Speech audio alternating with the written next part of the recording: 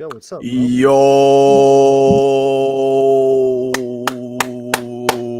what's going on, everybody? Look at Jordan bobbing his head, bro. Yeah. What's up, guys? How you doing? Up? Episode 40, TBC. I don't want to say the whole fucking name, but you know what? I'm going to. I was trying to be cute with the whole TBC thing. But I don't know, man. You know, hashtag. I like it. I feel you. Yeah. You know, I'm trying to shorten it up, make it sound a little cool. Acronyms. But, You know. I yeah. always get mixed up with the Elvis.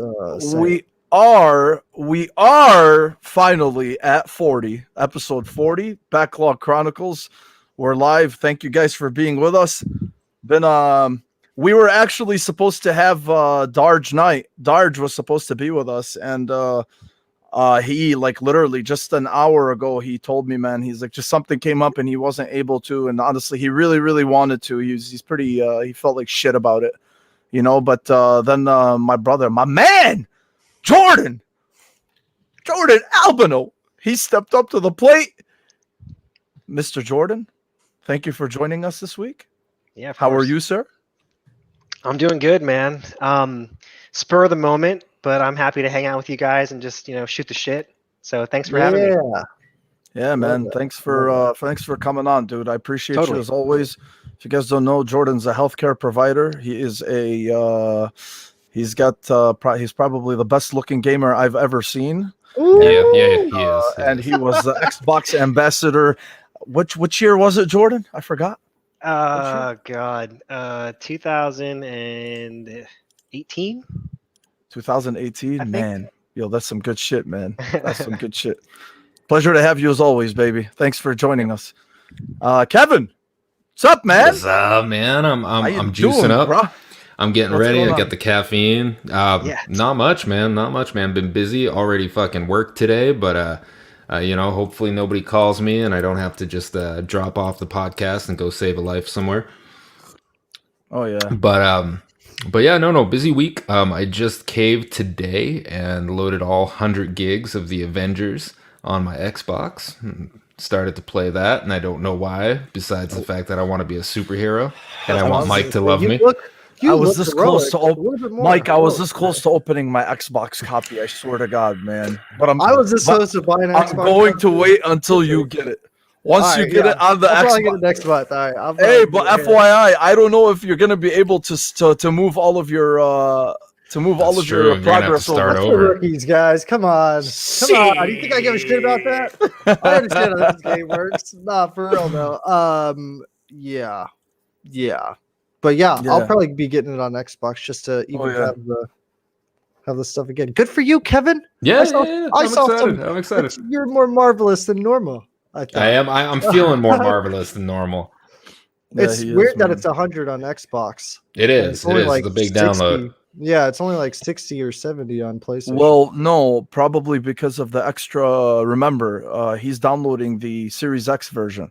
Right. So it probably has like the textures and all that. It does. That's crazy. All that other beautiful shit. It's looking good. It's looking good. That beautiful shit. Yeah, the one that makes the game prettier. And then, of course, as always, my man, Machine Gun Mike. Yo, what up? What's Man, going nothing on? much. This week, still in the Xbox, still on the Xbox, still doing that. Good stuff for superheroes. I know we were just talking about Avengers, but Zack Snyder Cut, Winter Soldier and Falcon came out today, so I'm like gonna check that out. Snyder Cut was not the same fucking movie. It is not the same movie, bro.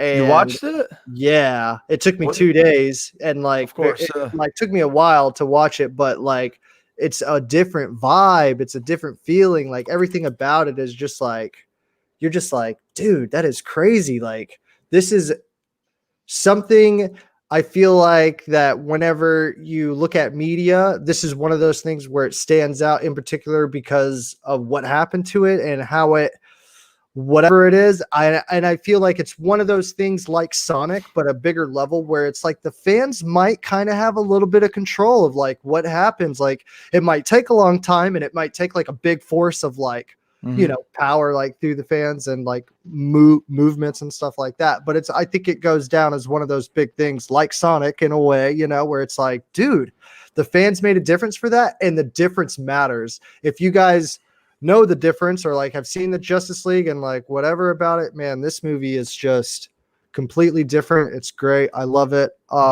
So anyways, at any rate, with the Xbox and all that stuff, I'm feeling like the old days, back in the olden days when shit was releasing all the time. And it was like, you know what I mean? Like popping every month, you had something to kind of be like, yo, dude, this is the next big thing or whatever. Right. It kind of feels like that a little bit. And it makes me miss the old days, bro. Mhm. Where's all that at? But yeah, good stuff happening this week. How That's about you, good Mo? shit. What you been up to, brother? I'm good, man. I'm good. I'm excited, dude. I didn't even introduce myself. I don't think I need to, though. But You're so goddamn humble, my friend. Yeah, man. Yeah, for me, I been all over the place. Really started Prey, and then I've been making a bigger push with Resident Evil 7 this past week. Yeah, we're Jordan proud of knows you. all about that. I've been. All right, Mo, be Yeah, honest hey, with me, brother. Be honest with me, brother. Yeah. Are you playing it with headphones, like volume up? Volume Volume up. Come on, bro. Yeah, Volume I go. up? If I'm gonna Lights do out. something, yeah, even lights off. Yeah, I got Lights one out? light. Hold Lights on, out, I got one light behind me. All right, but for the most part, I'm playing in the dark. All right, look, man. I know I'm a big bitch when it comes to this stuff. All right, but I figured I figured if I'm gonna do this, I gotta do it right. But I'm making a nice push, man. I was just telling these guys before you jumped in, Jordan. I killed the mutated Marguerite. Nice. Yeah, dude, Nice. I literally just killed her right before jumping on. And That's a great fight. Yeah, it was, man. It was. God, she was such a bitch. But, yeah, but and then I want to make sure I killed her and then saved before. Yeah. Started Prey, but then I kind of put Prey on the side because I really, really want to focus on Resident Evil 7. And the one thing, honestly, with Resident Evil 7, that's like the first time I play a bona fide horror game, right? Because you guys know it's just never been my thing. I don't like horror games. I don't like jump scares, but I'm kind of over the whole horror aspect of it. I think now it's just really it's just the tension that I have to deal with constantly, right? And then obviously there's the jump scares that come with it, because no matter how much you try to, deal with the tension or prepare yourself for any jump scares, they still fucking come whenever you're not expecting them to. That's at least good for me. But like the whole horror thing, especially with the headphones, man, the sound design of that game is just unbelievable. I know I'm late to the party, but Jesus Christ, it's so good. That, dude. Just doors closing in the background, fucking new. weird shit. It's amazing. It's amazing how they pull you in, and you really feel like damn, dude, like you're there. And you're playing it on the Xbox mode? On the Series X. Yeah. Whew, how's that? It looks good, man. HDR is nice. Engine, huh? Yeah, the RE engine. It's in 4K. If I remember correctly, runs in nice 60 FPS. It's beautiful, man. It runs really, really well on the console. So, yeah, and then. Yeah, I think that's it, man. Honestly, that's I've kind of just been focusing on that. What about you, Jordan? What are you playing, bruh? Yeah, man. Still playing PGA. That's always a good time with that. The that elimination mode that they added, we get to try that out, and I know you won, which was a cool moment for you. That was cool, man. I can't believe I pulled that off. Right. Still dabbling in Halo a bit, obviously, with the tournament, and a little bit of the Division. I've checked out revisiting Prey after the enhancements, which is awesome. And I actually did fire up the Outer Worlds the other day just to see what that looks like, and it does look really nice at 60 frames, man. It does. It does. Yeah. Yeah. I haven't even gotten to that, but yeah, I was. Yeah. But that's the thing. Like okay, it looks like too much of a bunch of other shit put together, which is not a bad thing. I'm not saying, but it just has that genericism to it. I'm sure there's something in there to like, because like what I've seen in this Cyberpunk or whatever. But I feel like if it's like I would to play one of those types of games, it wouldn't be that one. If that makes any sense. I'd rather go Skyrim or something, like revisit some type of, I know it's like kind of different, but Yeah. Yeah. Well, yeah. look, I keep, the funny thing is we always talk about, because the name of this show is the Backlog Chronicles. We literally don't fucking ever chronicle any of our backlog at all. All right. It's like, it's hilarious, really, when I think about it. Even there's been like a few times where I'm like, man, should we just rebrand the name? But then I'm like, nah. No, we are, man. bro. That's what it is. So I'll talk about any time, any video game, any race, date, whatever. Yeah, I know. Yeah. But that's the thing, there, right? bro. Like, I mean, especially this period that we've been in. Like, I mean, I was just talking about us playing, me playing Resident Evil 7. Like, yeah, technically that is the backlog. So Yeah, I love it when we talk about baby. old games, man. Shit that like even the Outer Worlds. Do I want to get to it at some point? Yeah, but we have like a few weeks left, until like, then you got Returnal, and then it gets sped up a little bit there. yeah, Huh? then it's over in May. May is huge. Right. Between Ratchet and Clank and Resident Evil 8 and God knows what else, it's over. Like the backlog can kiss my ass then, but until then, it's got my attention. Yeah, dude, that's awesome. Kevin, what are you playing, man? Shit, man. I'm probably splitting my time between Division 2 and now the Avengers. I'm probably going to try to work my way through that the single player story, at least. Try to get through that. I hear that the story's good, so if I get that out of it, then I'm totally okay with the $30 that I got it for. I waited this long. I just really wanted to play as some superheroes. There's something there, and they do a pretty good job. Some of those heroes are feel good to play as, and it's kind of it's got its jank, I'm sure, but I'll figure that out when I get there. And Division 2 has been fantastic. Wife and I have actually been playing it, and I got her through the Warlords of New York expansion, and now we're just kind of grinding and leveling up and doing the seasonal manhunt Nice, that they restarted. So yeah, that's been about it. Mostly Xbox. I'm looking for a reason to dust off the PS5. Maybe Returnal. Dude, hey, it's fucking weird, right? Like, I mean, it's been, everybody knows it's not really any fanboy bullshit, but just the only time I remember I was like, I wanted to play Bloodborne, that was like a couple of weeks ago. And then I was like, nah, I think I'm gonna play Resident Evil. No, you wanted to play that still, Mo. Trust me. Honestly, man, I might as just let them just do whatever it is that they're gonna do with 60 FPS or whatever it is, because the more, look, man, even coming from PC gaming from before, I went console, PC, console, so 60 FPS was always great, right? It was always freaking awesome.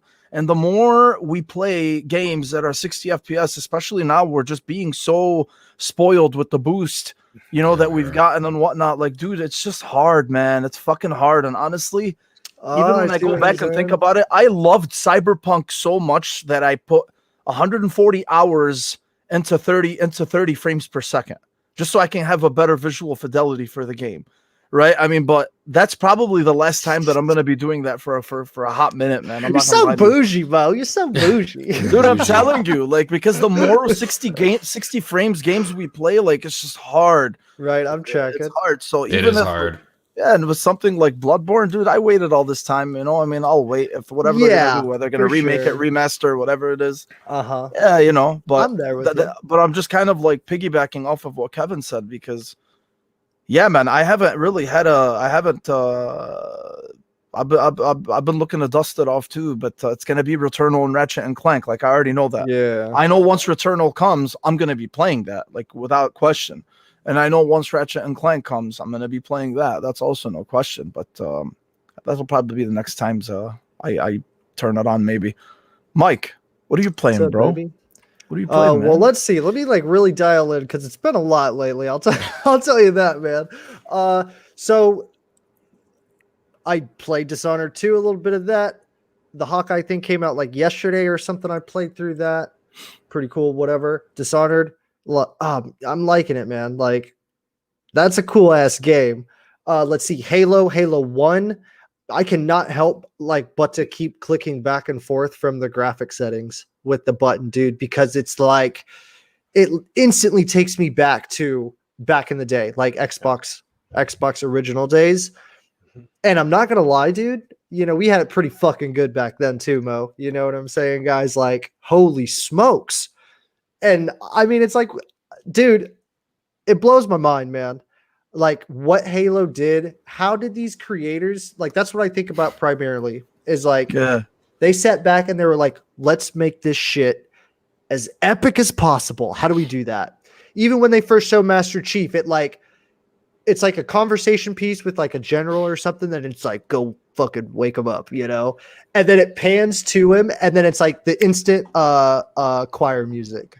And you're just like, whoa, what? This was back in, Legendary. when did that one release? When did Halo 1 release? 2001.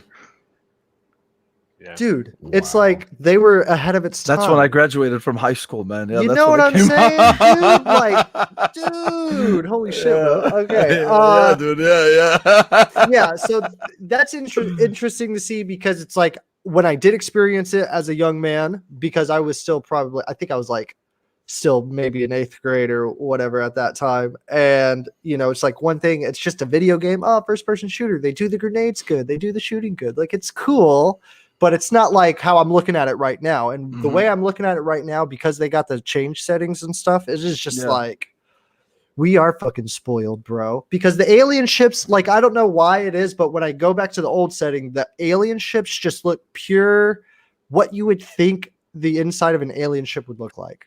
I don't know. It's just super weird. It's super like, oh, like if you were actually there, you wouldn't be surprised. You'd be like, no shit, I've seen this in Halo before, you know, or whatever, because it's so like on the nose. It's so good by giving you that like alien space. I'm on a different world.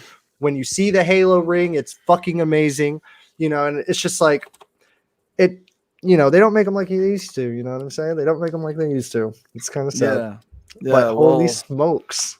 Well, that's the thing, dude. They've always gotten better with every iteration, you know. Dude, I mean, grander too, man. Like, and I see the same type of feeling in that Bulletstorm game, which I know is like another like all Xbox creator, correct? The guy who made Gears of War. People Can Fly. So People Can Fly made one. It was like a spinoff of Gears of War. It was called Gears of War Judgment. So they made they made Bulletstorm, which was really cool. They kind of like made a name for themselves with Bulletstorm, dude. And you then can tell, and then they made Gears of War Judgment. Yeah, you can tell that like grandiose effect, that cinematic. It's grand. Like you got big ships. You know, they pull that off nicely. Like, and I feel like they all got that on that side on Xbox. Well, yeah, you know what I'm saying? I don't know what it is, but dude, it's which sexy. is why it's kind of weird you mentioned that too, because Outriders is coming to Game Pass, you know, but we'll talk about it. And Outriders is made by People Can Fly. Oh, but, wow. Yeah, but okay. Yeah, we'll get to that in a bit. I got you. Anyway, let's get into it, man. There's we got some shit to cover for the week, you know. We got some chomped. We got some chomped. And then I already mentioned it too. Yeah, a lot of the stuff, you know, I tweeted it out. I'm like, yeah, it's all regurgitated stuff you've already heard and all the shows that you've watched throughout the week, but this is mine. Let's go. Okay, so to quickly go over it, the Xbox headset, that $99 headset, the wireless headset that came out, reviews came out for it. A lot of people seem to be impressed with it, to be honest with you. For me personally, because I'm staring at 6 headsets right here, right in front of me. Like I'm a headset junkie.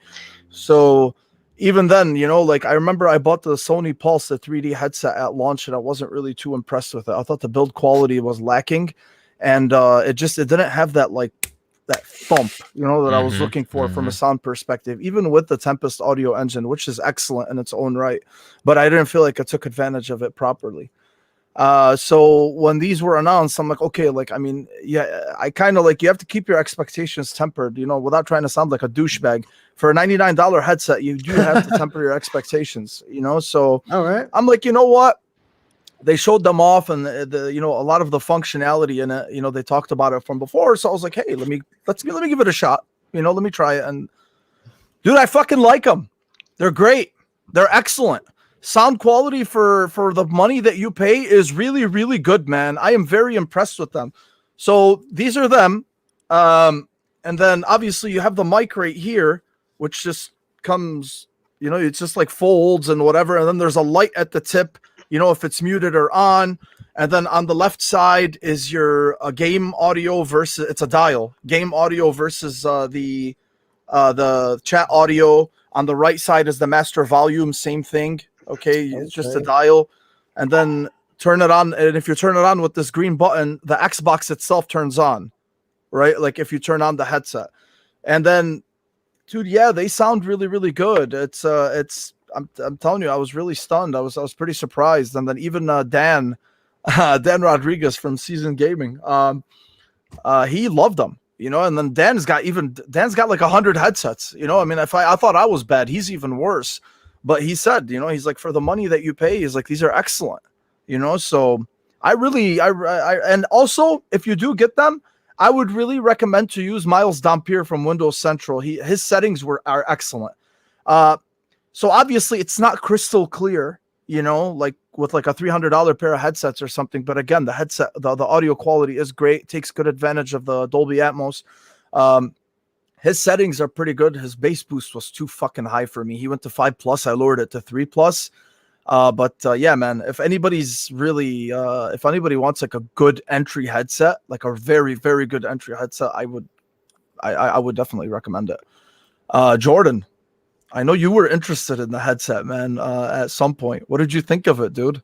I think it's really cool. I've been very excited to see all the positive reviews about it. I would be in the market for one if I didn't have two already. So I think I've spoken about it before, but I use a Lucid Sound LS35X, which I love. Mm-hmm. And what I'm wearing right now is the Rig 800s. Mm-hmm. But I love how Xbox incorporated the controls into those dials and the ear cups. That's one of my favorite things about the Lucid Sound tech. And I like how there's a feedback that I think Dan mentioned in his review, how like you can, with Lucid Sound, you can turn the wheel left and right and you'll hit the min and max, but there's no like point where it'll click in the feedback one where it says like if you're right in the middle as far as the balance of game versus audio. I think that's fantastic. That's a cool little quality of life thing. Yes. Yeah. But yeah, if I didn't already have these two already, I would totally scoop one up if I could. Yeah, no, definitely. He's right. It's that tactile. Yep. Yeah, in the middle. And that's actually, I mentioned it to you guys the first day I tried them. I was like, man, there's like this little tactile feedback on the left side. And it's cool because on the Astro A50s, they have that, right? Like, I mean, when you go between game audio and chat audio, there's a little beep that you hear when you're halfway through. And then there's like a double beep that you hear when you're at either extreme. Cool. So, and then that's like one of the things, like the Odyssey that I have. Like, I mean, they don't have that, right? Like, I mean, so it's a nice little quality of life thing that any headset I think should have. Yeah. Kevin, I know you got them. Yeah. What do you think, man? I'm liking them. I got a big ass head, and they fit pretty comfortably. I do, man. My dome is enormous, and I enjoy that. I think I do miss flip to mute, but I do like auto mute or whatever the hell it's called. Auto mute tends to work pretty well. That's not on by default, but you can go into the accessories and turn it on, and it's comfortable. I had some connectivity issues initially, but then I went and played for like 6 hours and had none.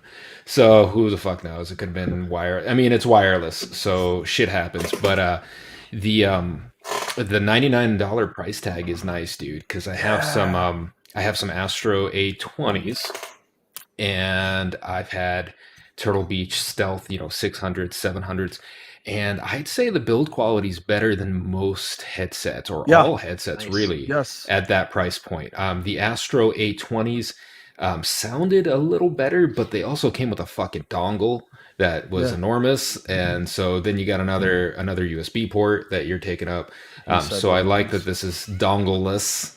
And yeah, dude, I don't know that there's a better headset for the Xbox at $100. I mean, I don't think there is.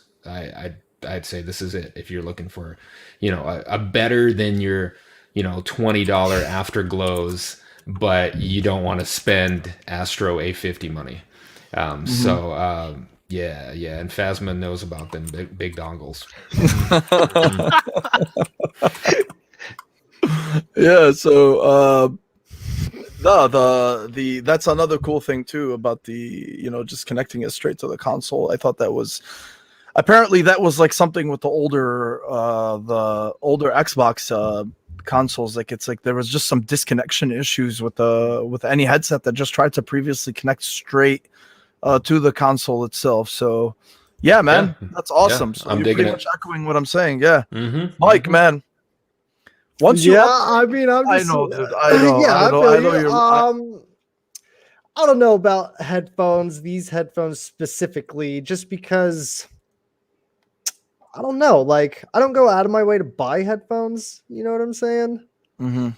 And so it's just like one of those things where it's like if I bought the PlayStation's headphones, like I wouldn't think to buy the brand name headphones. I've told you The this ones before, you're wearing Mo. are the ones you're wearing are better, way better. Yeah, I like these a lot. And that's the thing. Like, because I wouldn't go out of my way to be like, all right, I need headphones for my Xbox. Mhm. Let's see what Xbox has. Like, I would just go like, let's see what the best, headset for Xbox would be. You know what I mean? But I guess for the $99 price tag, I bet it's a killer startup for those, those young chaps that are like, mommy, buy me my shit. Mommy, So, mommy. Mommy, Daddy, please buy me a we were headset, still Daddy. like mowing lawns and stuff for video games. Like, all right, 2 weeks of work, we'll get you $100 pair headset or whatever.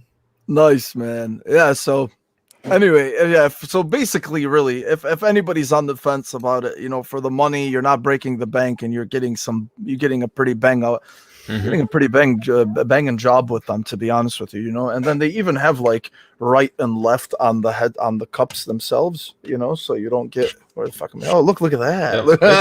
It's a solid headset. Yeah. So when if you're drunk as shit, oh man, that's perfect. All right, so that was at least one of the things that Xbox started out with. They had themselves a hell of a week, man. Headset comes out, great reviews. Then all of a sudden, they confirmed that rumor about Outriders coming to Game Pass on day one. So it was announced by Square Enix and Xbox. It was kind of like simultaneous when they did it, and that was a pretty big deal, man. And the thing is the reason why it was a big deal is because that's like one of the first major releases of the year that's coming, that's hitting Game Pass day and date. Is this going to set a precedent in the future for these types of things? Who knows? Depends, on the developers. It depends on the trajectory of the game, the analytics, how much money Microsoft is willing to pay, to get these games on. But this gives this game another life because, I think like I don't know if how close or how fast this process was in the works for. I don't know if it was in the works like during the demo or after the demo. I can't imagine it was that fast, but it helps out too because I don't know if they had as many people as they wanted to actually play the demo. Last time I saw it was like 2 million people or some shit. And for me at least, for somebody like me who was this was a good move for people like me who were on the fence about the game, because if I was going to get this, it would have depended on you guys, right? If you guys bought the game and you guys wanted to play the game, I would have played it. I would have bought it and I would have played it. But for me to get it to play it on my own, I probably was not going to. And that's not a knock on the game itself, right? Like, I mean, it's just, I feel like it's like Gears of War in a sense, from the shooting mechanics, but just Gears is just better. I mean, but it does things that are different. It does things that are cool, with the looting mechanics and then the classes of the characters that you can choose. And again, I haven't played the final game, so I can't tell you like what it's going to be like, and I'm sure it's going to be awesome. But with that being said, for somebody like me who was still on the fence about it, and now I have no fucking reason not to play the game. I have no reason not to download the game. And this only helps out the developers, to just increase that player count even more than they were anticipating. So I don't want, I'm not going to get into the semantics of it. It's just, obviously it's all speculation. We're not fucking economists here, but it's I think this was a huge move. Is it going to set us some sort of precedent for the future? Who knows? I think it's going to be, if these types of games keep coming, if Xbox keeps getting these types of games to come day and date, and then on top of that, it's still coming out for a full $60 on the PlayStation side. Yeah. Right. So, Yeah. and no, people, it's not free on Game Pass. I'm fucking sick of hearing that and seeing that on Twitter. It's free. You're not playing it for free on Game Pass. Wait, You it's are not? still subscribed. I know. What? Shocking. Explain it to me. Shocking. Elaborate. Dude, I can't stand it when I see people writing like, oh, you can play it for free on Game Pass. No, you're paying $15 a month. You're not. It's not free. But I see how it looks, included with my subscription. Like, oh, okay, well, House of Cards is included with my Netflix subscription. Yeah. So it's free. Bro. So it's Yeah. free. So it's free. It's free. In essence, it's free. Yeah, I get it. So anyway, man. I think it's awesome. I think it's big. I think it's a big move, and I think it's going to, again, if it does, if this is something that developers are going to get on board with in the future, this is just part of the whole competitive thing that we've been seeing. That shift that we're slowly starting to see and expand that we were talking about last week. Because, dude, I mean, this is like a jugular type of move, and on top of that, then you got the other big. You got Halo Infinite, obviously, that's not only going on Game Pass, but it's also going free to play for the people that don't have Game Pass. So if Microsoft is bringing that big dongle energy. Yeah, they are, man. They're bringing that big dongle energy 100%. Yeah, they are. So, damn, dude. Yeah, so I think it's going to be awesome. But Jordan, what do you think, dude? I know you were kind of on the fence about Outriders, but what do you think of this move? And take off your ambassador glasses, bud, and give it to me. Wow. Well, now. No, I'm really excited about it, mostly just because, I want People Can Fly to get more exposure out there. I love the talent that they have. They know how to make a shooter that feels good. The demo kind of underwhelmed me a bit, but I'm definitely going to give the game a chance now that it's coming to Game Pass first day. Oh, don't forget, we have to give credit to Hassan because he knew it was coming to Game Pass before anybody else. He did. Aside from that, though, my only question is how long will it be on Game Pass for? But yes, I hope this does set a precedence for other developers to release major titles day and date on the subscription service. It's a fantastic deal. Mm-hmm. Yeah, it is, man. It is. So, anyway, yeah. Oh wow, the glasses came back on. Oh shit. Mm-hmm. Kevin, what do you think about this move, man? I'm kind of bothered by the glasses on and off thing. So give me. No, man, it's a power fucking move, dude. It's ballsy. It's a brand new game, day one, coming to Game Pass. It's not a Microsoft studio, so they're definitely flexing. And I was on the fence about the game, but at this point, I'm definitely gonna play it. And I think more people, their player base will benefit from it. And I think people will be like, hey, with the, what is it, a 10% discount or whatever that they get, they might be like, oh, I need more than 3 months or 2 months or however long, I'll fucking buy it. By then it'll be on fucking sale too. It'll be $39.99, So anyway, I think it's a win-win because I don't know that they had... based on the demo, based on that player base, I just don't think they had enough there. And, nobody wants a game to fail. So, I'm fucking excited for it. I think it's a good move for the devs. I think it's a great pickup for Game Pass. Mm-hmm. Mike, what about you, man? How about you? You recent... the reborn Game Passer, dude. How is it spoiled? I mean, it's dude, spoiled. like besides everything that's been going on, with all of these discoveries that you've been seeing on Game Pass, how is this coming at you right now? You're like, oh, dude, oh. That shit was like the golden coin in the bucket or whatever. I don't even know if that's a saying, but it's like, it's money, dude. For me, okay, so for me personally, as like a fan and a gamer, it's like it is saving me the $60 because I was going to get it on PlayStation. The Game Pass deal is so good that I'm denying my other PlayStation buddies to play with them because they're like, I played the demo with them and they're like, yo, fucking Outriders. And I'm like, nah, son, not this guy. Xbox on that game. Yeah. And he's like, oh, okay, whatever. And I'm just like, dude, you should get an Xbox. You should get an Xbox. Halo, bro. Halo, trying to run that game with him. But yeah, to me, as a fan, like it makes me feel spoiled. It's awesome. Depending on how long it is on there, I do feel like I'll play it enough to get like my fill out of it before it leaves. And on that other hand, too, I think the publisher is Square Enix, I believe. I don't know exactly how they run all that stuff because the developer is obviously somebody different. You know what I'm saying? But I do want to know, like, what was the driving force to make that decision? Day one Game Pass. We're never gonna know. Like, what do they benefit? What could they benefit from it? I know this, like, yeah, I get that conversation might not go anywhere exactly, but like, what if because it's not like a transaction ridden game. No, there is an ending to it. There is an end game to it, but it still ends though. You can only get like a certain amount of like these exotic loots. You understand what I'm saying? There's a lot. That game is very meaty, bro. I mean, yeah. During that Square Enix disaster thing that they gave us the other day, they showed a lot of Outriders on it, and man, it is pretty fucking deep. It is deep. It's a lot deeper than I thought. Sure.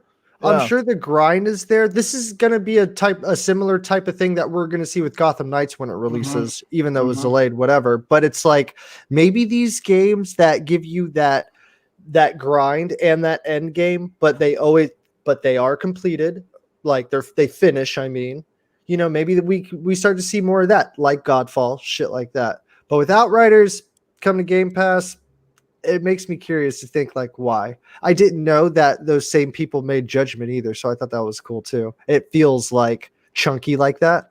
Like when you're going, they got the division point at the cover and just like press the A button or whatever and it goes there, like, which I like too. So it's like, I liked it, man. I liked the demo. So I thought it was fun. Not a lot of enemies though, but I'm going to be playing it the first day for sure. Nice, man. Oh yeah. Yeah. So I thought that was, that was a pretty big deal for the day. I mean, I had everybody talking, and again, like if it's something that's going to start happening, more frequently, at least like with these, it's a good idea, to get the look. Me personally, I don't know if this would have happened if let's just say they had 10 million people playing their demo, right? Or they had, even more than that. I don't know if this was something that they would have done, but at the same time, still, this is a big release hitting Game Pass, and damn, dude, we're in for a hell of a year because there's still things that they haven't announced yet that are still coming. Playgirl about to be happening. Yeah, so anyway, yeah, that's gonna be awesome to see. And then on top of that, man, they didn't stop there, right? Like they talked about that. Then they announced FPS boost, which is slowly going to be rolled out for all these games. And then the first 5 games is Dishonored and Skyrim Special Edition, Fallout 4, Fallout 76, and Prey. And I think it's amazing, that how much life this FPS boost has given these games, these older games, right? Because I've seen Prey talked about more in the past week than I have seen it being talked about since its release. You have. And this is coming from somebody who has not played the game, right? Like, I mean, I will tell you, Ainsley's been talking about it and preaching about it for a long time. I know, I know Jordan has as well. I know Jordan's loved the game. Yeah. So there are people who that really love the game and have spoken highly of it. But as far as like in the amount that we've seen it now, no, right? But at the same time, it's good. These types of moves are not good just for the people that have played the games from before, but people like me who have not played it, right? So like I loaded Prey, I installed it, I fired it up, right? And I got to see it in all its glory, and it's freaking amazing. It plays amazing, it looks amazing, and this is what it is, man. Because you get these haters that say, well, these are old games. Like, why does it matter? No, it does matter, right? And if we're really going to be balanced here about games that are enhanced or are brought or are fixed, if you want to say, or improved for the current gen consoles, all right? Look how much shit I sang about God of War when it was enhanced for the PS5. right? For anybody that sang about that, and for anybody that said like this is the version that you should play, this is how it was meant to be played, right? This is the It's an same old game, Mo. Yeah, it's a fucking old game. That's good. It's an old game. But that's the thing, right? Like, I mean, it breathes new life into these games, and especially if you've played it, you get to if you've played it, you get to appreciate it more, right? For the improvements that they've made for it. And if you haven't played it from before, then goddamn, that's a great time to jump in, right? Like, look at Resident Evil 7, for instance. I was just talking about me playing it. What about if I played it at launch when it was in 30 frames per second? You know, compared to, sure, yeah, I would have had a great time with it, like a lot of people did and whatnot, but dude, it looks amazing, right? Like, I just feel like, yeah, this is the way it's meant to be played. How could I have played it in 30 FPS or whatever it is? But this is something that's amazing, and I hope they keep taking advantage of it, and I hope to keep. This is just one of the things, man. Another one of those things. You know what, Doom Killer, I like you, bro. I really, really like you, but you just done fucked up right now, man. We need an intervention, right? Man. That's like, fucked up. I'm just kidding. Dude. Highly recommend it. I know. You're not the only person I like that hasn't played God of War. You know, yeah, Jordan, right? Yeah, Jordan. Jordan's like, like you're looking down. I'm like, he did a full 180. Good shit right there. Oh, that was good, dude. He looked directly behind him. That was good. That was good. You sold that one. That was great. Anyway, yeah. So these are the types of moves that we should keep cheering. These are the kinds of moves that we should always keep pushing for. You know, and this is preservation, game preservation. We've been talking about it with Xbox. So go ahead, Kevin. No, I just wanted to chime in real quick, man. The FPS boost is, you know, a cute word for uncapped frame rate, but yeah, I mean, don't be a fucking buzzkill, man. Listen. It's amazing because these games, there's no real new and old games, right? There's fucking good games and shitty games. And if the game is good, it's only going to be better with these enhancements. And just playing Prey, I felt like I moved down a difficulty level because the difference between trying to hit a mimic at 30 frames a second versus at 60 is night and day. I mean, the combat just feels better. So these good games actually play better, and I think are going to be a better experience for people coming in fresh or people that are replaying it. So, you know, FPS boost is a big deal. And I heard something about how it's they don't have to change the code. It's just like a trigger for that library title or whatever. So it should be really easy to do, and you know, it should be we should be seeing a whole lot more of boosted games. Mm-hmm. Yeah, absolutely, man. I'm excited for it. Yeah, because I just love what they're doing to. We keep talking about game preservation, old game preservation, and playing it. And look at me the other day, I started playing Ghost Recon Future Soldier, right? And then I'm like, maybe they'll boost it. Who knows? You know, since it's all being done on a hardware level. But again, it's cool. It's good that we at least get to experience these. Jordan, what do you got, man? What do you think of this? I know you're loving this right now. I am, man. Kevin, you brought up a good point because the game does seem much easier to tackle now because of that. It is. Boost. Like I remember, kind of like, you know, you're trying to smack these things, you're just like moving super slow at them now, but the game just feels incredible at 60 frames. And I fired up Skyrim again. My brother got me to reinstall that game, which I haven't played since the 360 days, and it really legitimately does look really nice in 60 frames. I think it's just it's some kind of cool magic trick that they're doing now to kind of keep all these games. It is magic. I guess it's just modern, but yeah, I love uncapped frame rate. Ooh, uncapped frame rate. Nice, man. I always look at it like this: is that there's always going to be potential for new gamers. And you still see people playing like old school games. Doesn't matter the graphics.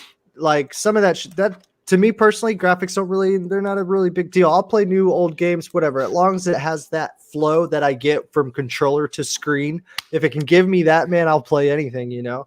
But I do believe that there was a lesson learned from the past generation consoles, probably the PS4, Xbox One, where people are asking like, yo, why isn't this backwards compatible? Why can't I do this? Why can't I play my PlayStation 3 games on PS4? And maybe they saw that there and they were like, whoa, okay, so there's like a whole different thing that like we need to do for gamers, because video games in their own right are like timeless in a sense, immortal, whatever. As long as you got the console, as long as you got the disc or the server to run it or whatever, you're always gonna have some type of like world to jump into or whatever. I think this is good. And I think it kind of rolls over into like, with the whole, and I know we'll talk about it later with about like the upgrades themselves from like the different consoles and stuff. Like it is an important thing. I think it makes video games lifespan, like you were saying, it gives them that little bit of juice, that little bit of lifespan where it's like, that gamer that picks up an Xbox or whatever tomorrow, they're going to hear about this Bethesda run of like these series of games. And then they'll start to notice like their favorite like movie. I like the movies that do this. I like the directors that, direct movies like this. So I like games that, play and, are made like this. So like I said, man, updating anything that's old into the new, I think is always going to be good, particularly for video games. Maybe not other media or what have you, but I think particularly for video games from here on out, I can start to see like they're going to like prepare for this here on out with their line of games all the way. Right. And if they're done, I feel like, that's they're losing something there. It seems like they're just starting, they're really, this is only the tip of the iceberg, man. Yeah. I don't know how deep they're going to go into the library, but it seems like this is something that they're really being praised for. So I can only imagine they're just going to, man, by the end of the year, we're going to be seeing a lot of games that are going to have this enabled. So yeah, man, good for them. Honestly, yes. Game preservation. This is just another notch in their belt, to be honest with you. And then, on top of that, we keep saying, Game Pass, it's on fire, all these announcements besides everything that we've just talked about. And then they announced that Undertale, Yakuza 6, and Octopath Traveler. Octopath fucking Traveler. I'm about that. And the thing is Octopath Traveler, the way that they announced it, it was just in a post, right? Like, I mean, I remember when I saw it in the Game Pass post, I was like, wait, what? A lot of people just did a double take because previously that was exclusive on the Switch. It's a Square Enix game, and that was exclusive on the Switch. And then it was obviously brought to PC, but now it's brought to the Xbox. And Undertale is one of those indie darlings. It's got a huge following. I mean, that was another great ad. And then on top of that, now you have Yakuza 6. You can play the entire Kiryu series now on the Xbox. Yakuza 0 to Yakuza 6. I think the Yakuza 6 exclusivity deal with PlayStation is done, and that's why it just came now to Game Pass. But now, barring Like a Dragon, which is a brand new series or a brand new entry in the series, now you can play all of the previous Yakuza games. It's incredible, man. It's incredible to see all that. And I hope that people keep playing these games and they keep supporting them, right? But on top of that, man, just fuck. They just keep adding and adding and adding, and and it's becoming like a joke now, where people are like, "Whoa, slow down! I don't have time." But it really is, right? Everybody comes saying Xbox has no games. Well, I mean, what do you do now? Now it's just fucking raining on top of you. So it's a great problem to have. This is like probably one of the best first world problems I've ever seen, by the way. So good for them, man. Good for them. And we're only in March, and there's still unannounced games. We still don't know what's coming, but dude, it's amazing. It's really amazing. I don't know how they pulled Octopath Traveler. And honestly, for the other day, I saw some people saying, I saw somebody on Twitter, like a couple people echoed his statements, about Square Enix snubbing Xbox, right? I don't know how, where I just said, Octopath Traveler and Outriders coming day one to Game Pass, or Octopath Traveler coming to Game Pass, and then the Final Fantasy 16 or the Final Fantasy games that are coming to Game Pass. We all know money's involved. We all know marketing deals are involved. Yes, they're going to continue to have those marketing deals with Sony. It's a fact of the matter, and that's not going to change. But to say that they're being snubbed on, no, man, I don't agree with that at all. I think the support is good, and I think it'll continue to be that way. Kevin, what about you, man? What about? I'm sorry. Well, what the hell are we talking about? I don't know. Jordan's paying attention and you're not, so I'll go to Jordan first. Jordan, what'd you think of these additions, dude? I think it's cool, man. I have not played Undertale, but I know it does have a massive kind of a cult following with the soundtrack, and I guess in terms of the I don't even know what I'm saying now at this point. Jesus Christ, man. You look so good not saying it though. It's bad. No, thank you, Kevin. You're welcome. No, I haven't played Octopath Traveler, but I have heard good things about it, so I'm excited for it. Honestly, it's gotten to a point where if it's coming to Game Pass, I'm gonna at least play it once and just try it out. So, yeah, man, that's all I really have to say about that. Oh yeah, and tell me what Kevin. Undertale is. Undertale. Real quick. Well, I watched the trailer. Game it's like an 8. It's an 8-bit type of game. I think it's a side scroller. It's got a cult following. I probably will play it going in not liking it, and then I'll finish it like 3 days later without showering. That's how I go about these things. No, I'm excited to try games. If nothing else, it'll give me an opportunity to try it and not waste money on it if I didn't like it. So Game Pass, if nothing else, is a great demoing service. It's a great rental service. And I've been thinking about Octopath Traveler, but I've been on the fence. It's just probably something I'm not going to like. But if it surprises me, maybe I'll pick it up because it's going to take me 7 years to finish. So, I'll probably end up buying it if I actually get sucked into it. So, but it's exciting to see just the diversity that Game Pass brings to you. It's not just, it's a discovery service. And I've always said that to people. Like, if you want to branch out and play shit that you normally wouldn't play, pick up Game Pass because it has a ton of different kinds of games, and there's shit on there that I would have never touched with a 10-foot pole. I don't know what Jordan's doing. So Mike, yes, Mike, get Game Pass. Actually, Octopath Traveler, have you guys not played it? And then is that why you guys are like, I don't know? Because it was a Switch exclusive for the longest time, and then it went to PC just recently. Okay. But it came out of nowhere, right? I played some of it. Have you really? I played some of it, and it's really fucking good. This is why it's good. This is why it's good. This is why, dude, this is why I say I'm spoiled, bro. Like, I couldn't talk shit about games if I tried right now because it's so good. Because hey, I'm a consumer. What are you gonna do for me? I'm not like busting my ass in the studios. Shit. You know what I mean? I don't have to deal with fucking fans like coming at me about, I don't like this about this game. Like, whatever, bro. Sorry, I'm in that world a lot, like on my downtime. I don't like that either. But anyways, spoiled. Octopath Travel. If you like JRPGs, I guess, but super fast paced. The combat is turn-based, but it's not like, okay, take your turn. Like, let me figure my shit out. Like, no, they'll still like attack you. It's that time-based, like Final Fantasy VII, which in turn, it's like if you're not thinking and picking it correctly, like the moves and the setup, how you want to do it, like they're still going to attack you. And you got to strategically manage your magic attacks and, your life bar and stuff. And it's really adult too. Like I like, they're like, oh, you whore, like get the hell out of this town before I steal all your shit. Because one of the whore. Well, yeah, because one of the 8 characters that you play as is a street dancer girl.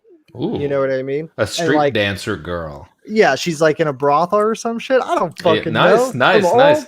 I love horrors stuff. So I think I'll love this game. And so, but like the combat is good. Like one of the bosses, he was like sitting in a big chair with like all his minions around him, like fighting you. So you had to fight the 3 minions first, and then you could finally attack the guy like on the chair or whatever. It's super old school, but the storytelling, man, like I guess that's what like really gravitated to me because I was like, whoa, this is adult. It's really deep. And the combat was a lot faster than I thought it was going to be. So yeah, Game Pass is on fire, and I'm loving every single minute of it, man.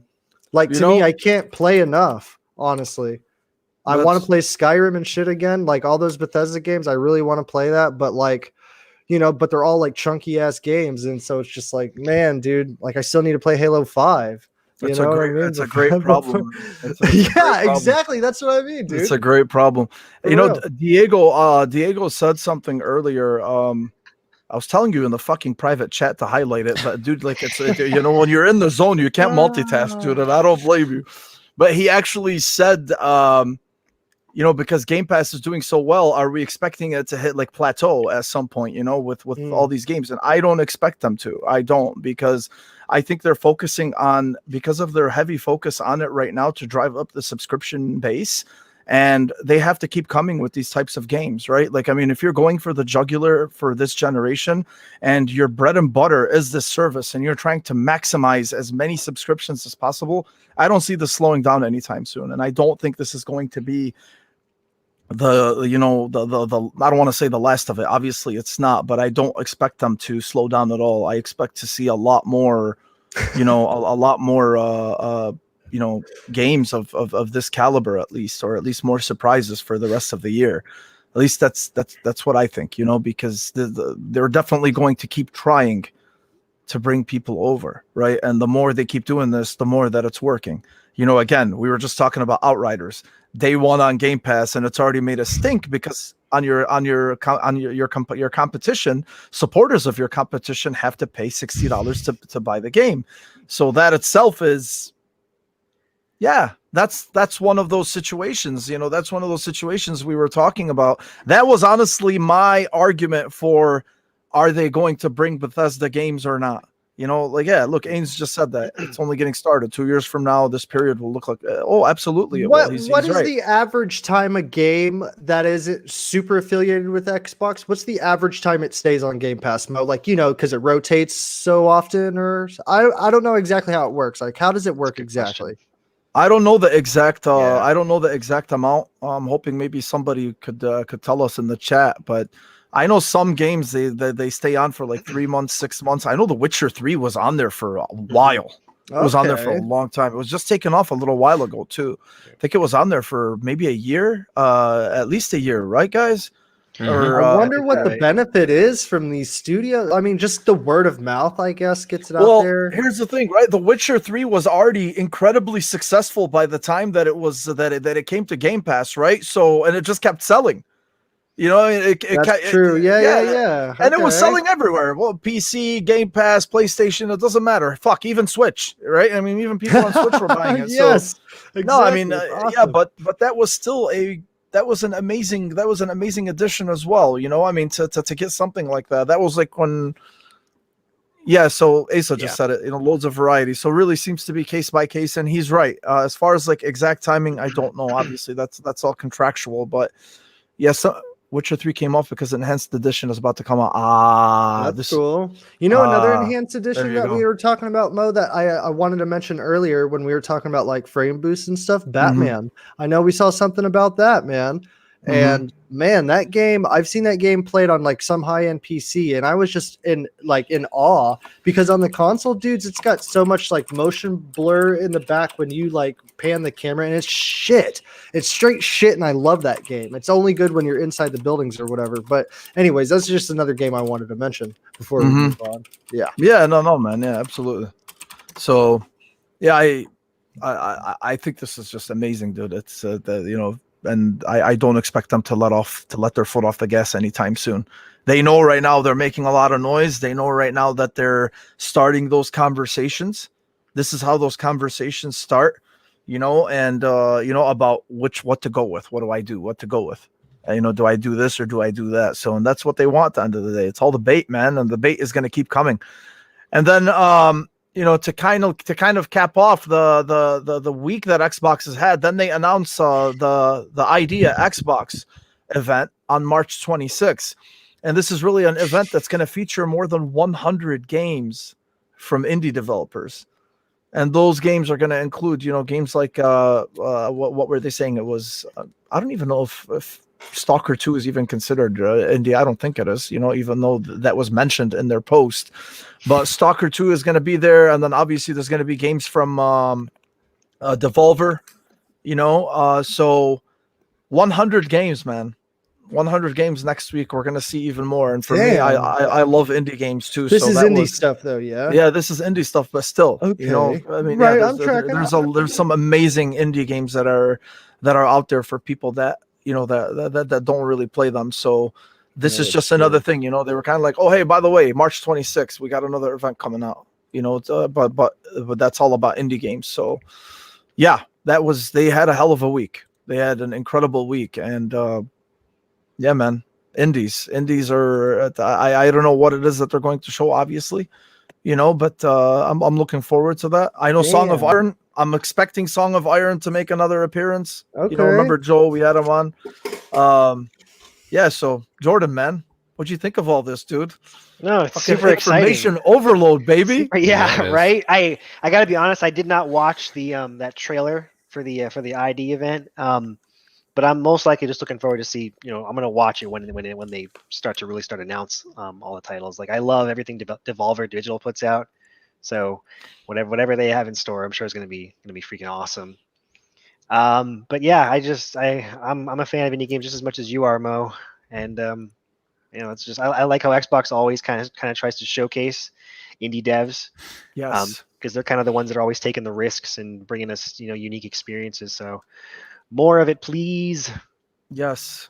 Yeah, absolutely, man. Yeah. So Kevin, where are you at with all this? I enjoy some indie content. I used to make fun of indie games, but I started playing. Yeah. I know. Then I started playing some of them, and I am a dick.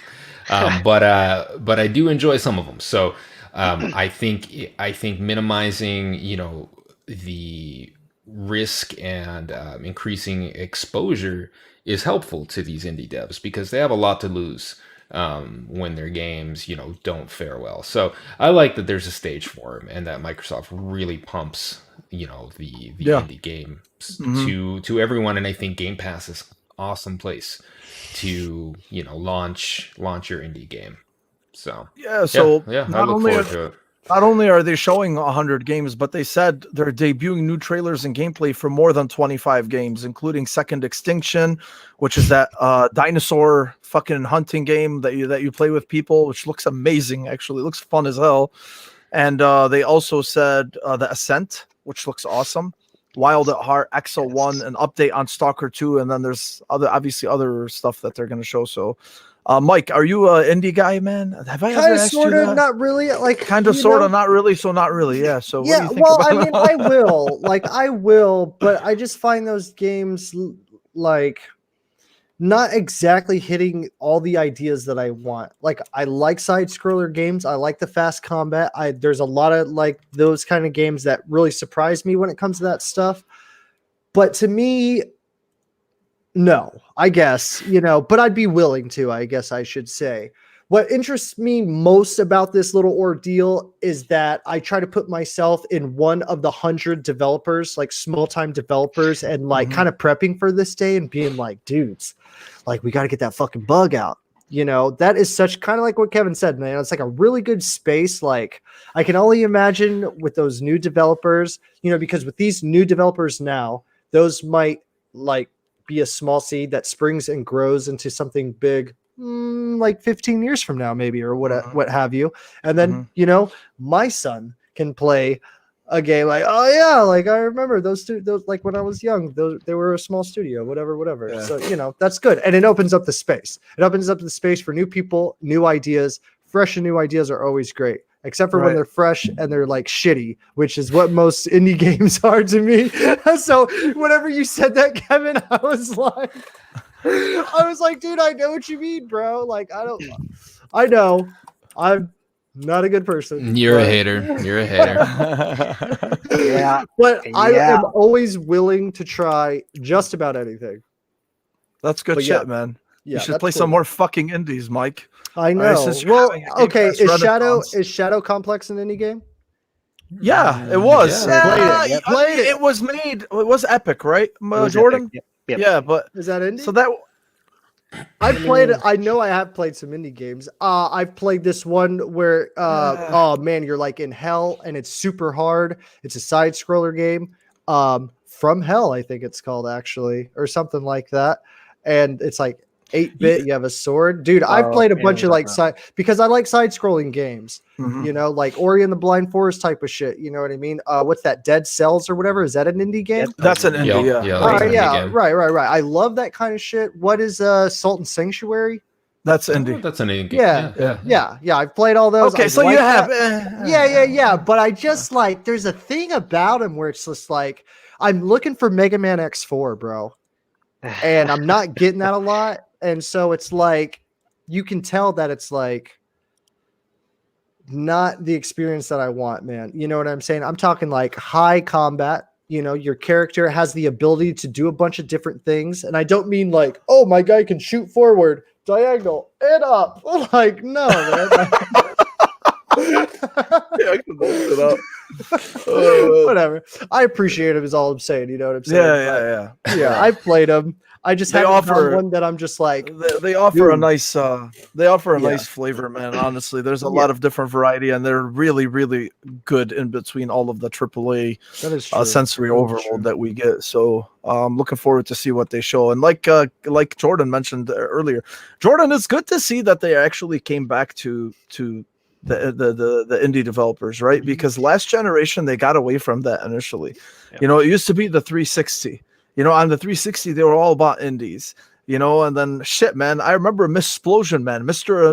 Explosion Man, and Missplosion Man. Those were some of my favorite fucking indies back in the day on the 360. Yeah. So they kind of got away from that last gen, and then it kind of like switched over to Sony. You know, Sony started embracing the indie developers, and then they made events and really started to showcase their stuff more. And now it's kind of like switching back again. So yeah, man, they know what hits. That's how you know they're on top of their shit. They know exactly what they're doing and how to reverse the old bullshit that ended up happening from before. So another great one. You look at movies too. You look at indie movies as well. Like I know I was talking shit earlier, but a lot of good stuff has come out of like that field as well. So I think he feels guilty now. I kind of do because I have played I didn't realize I've played so many of them, you know, but like I always just like it's okay. Like I don't You're like a liar. You're just a liar and a hater. It's fine. I am. I get credit, baby. So yeah, well, on top of that, so Xbox has all this, you know, all these big announcements, and then Sony starts with their own announcements. And hold on, Mo. I'm so sorry. I gotta ask you something. What is Sony doing in response of all this Xbox great? They have to respond. What's the response? They I'm must on the edge of my respond. seat about this. You know what, dude? They actually did. They had a good fucking week, man. I'm not gonna lie to you. They really had a good fucking week, and really it started. Okay, so the first thing that was announced was Jade Raymond. Okay, I'm not gonna shit on her parade, but Jade Raymond formed a new studio. She called it Haven. She's calling it Haven. It's Montreal based. And her and her new studio are working on an original new IP for PlayStation. So she actually announced it like, you know, with PlayStation, like simultaneously. It's not a PlayStation first party studio, but they are making a game for PlayStation. Seems to be an exclusive. So we're probably not going to see it's like 2024, 2025, and that's assuming that her studio doesn't close down before then, you know. But yeah. So yeah, guys, I love Jade Raymond, but yeah, she's so talented. She's so talented. You know, just phenomenal work after Assassin's Creed. I mean, damn. I can't stop saying enough. I know. She's awesome. I think, look, man, as much shit as I give her, I just think she's had really shitty rolls of the dice. So, between going to EA and then coming to Google and whatnot. So she hasn't shipped a game in a long time.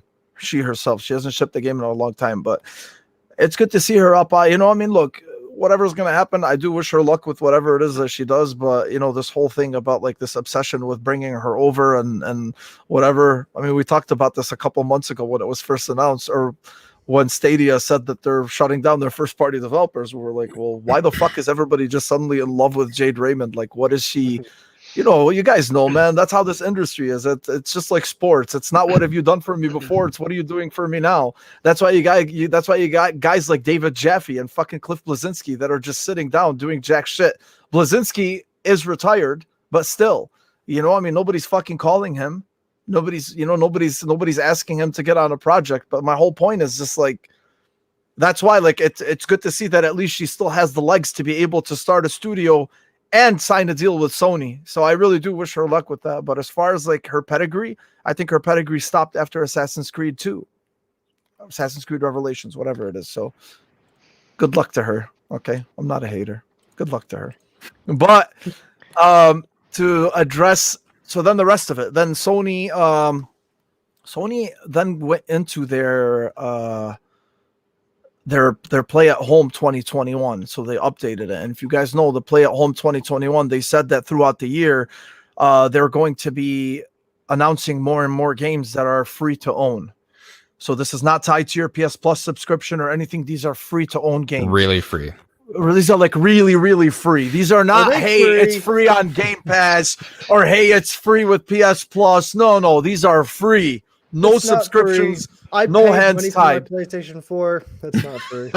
You know what, man? Nobody's in the mood for that garbage. Okay, these are fucking free.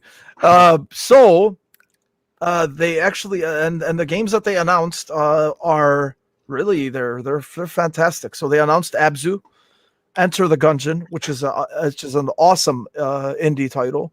Yep. Res Infinite, which is great. I played Res Infinite. I played Abzu. Subnautica, which is excellent. The Witness, which is made by Jonathan Blow. If anybody knows, he was the creator of what was it? Braid. Help me out here. Braid, yes. Yeah. So The Witness is a puzzle game. It's got its fans. I didn't like it too much, but a lot of people really like it. It's a it really tests you, in terms of puzzle solving and creativity. Astrobot Rescue Mission. I'm still going. Astrobot Rescue Mission. That's probably the best game on the PSVR, at least in my opinion. I know Asa, he's in the chat. If he's still here, Asa's big on VR gaming. But for the games that I played on PSVR, I think if you took out Astrobot and you plugged in Mario, I think this game would have fucking sold millions. That's how good that game was. It did VR gaming so well, and the way it was so clever in its design, and now they're giving it for free.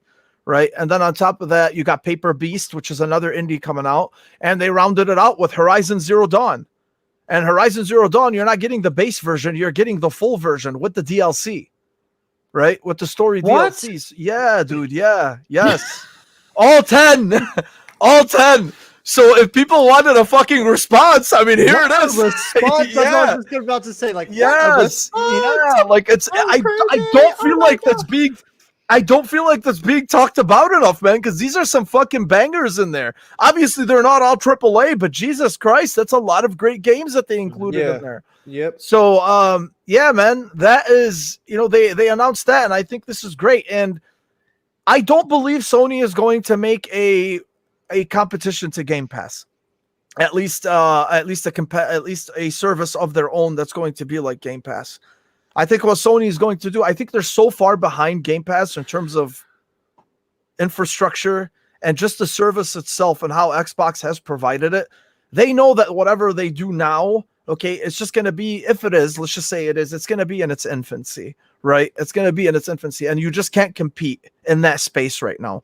So instead of competing in that space, they're going to try to do things differently. And I think this is the type of shit that they're going to keep doing.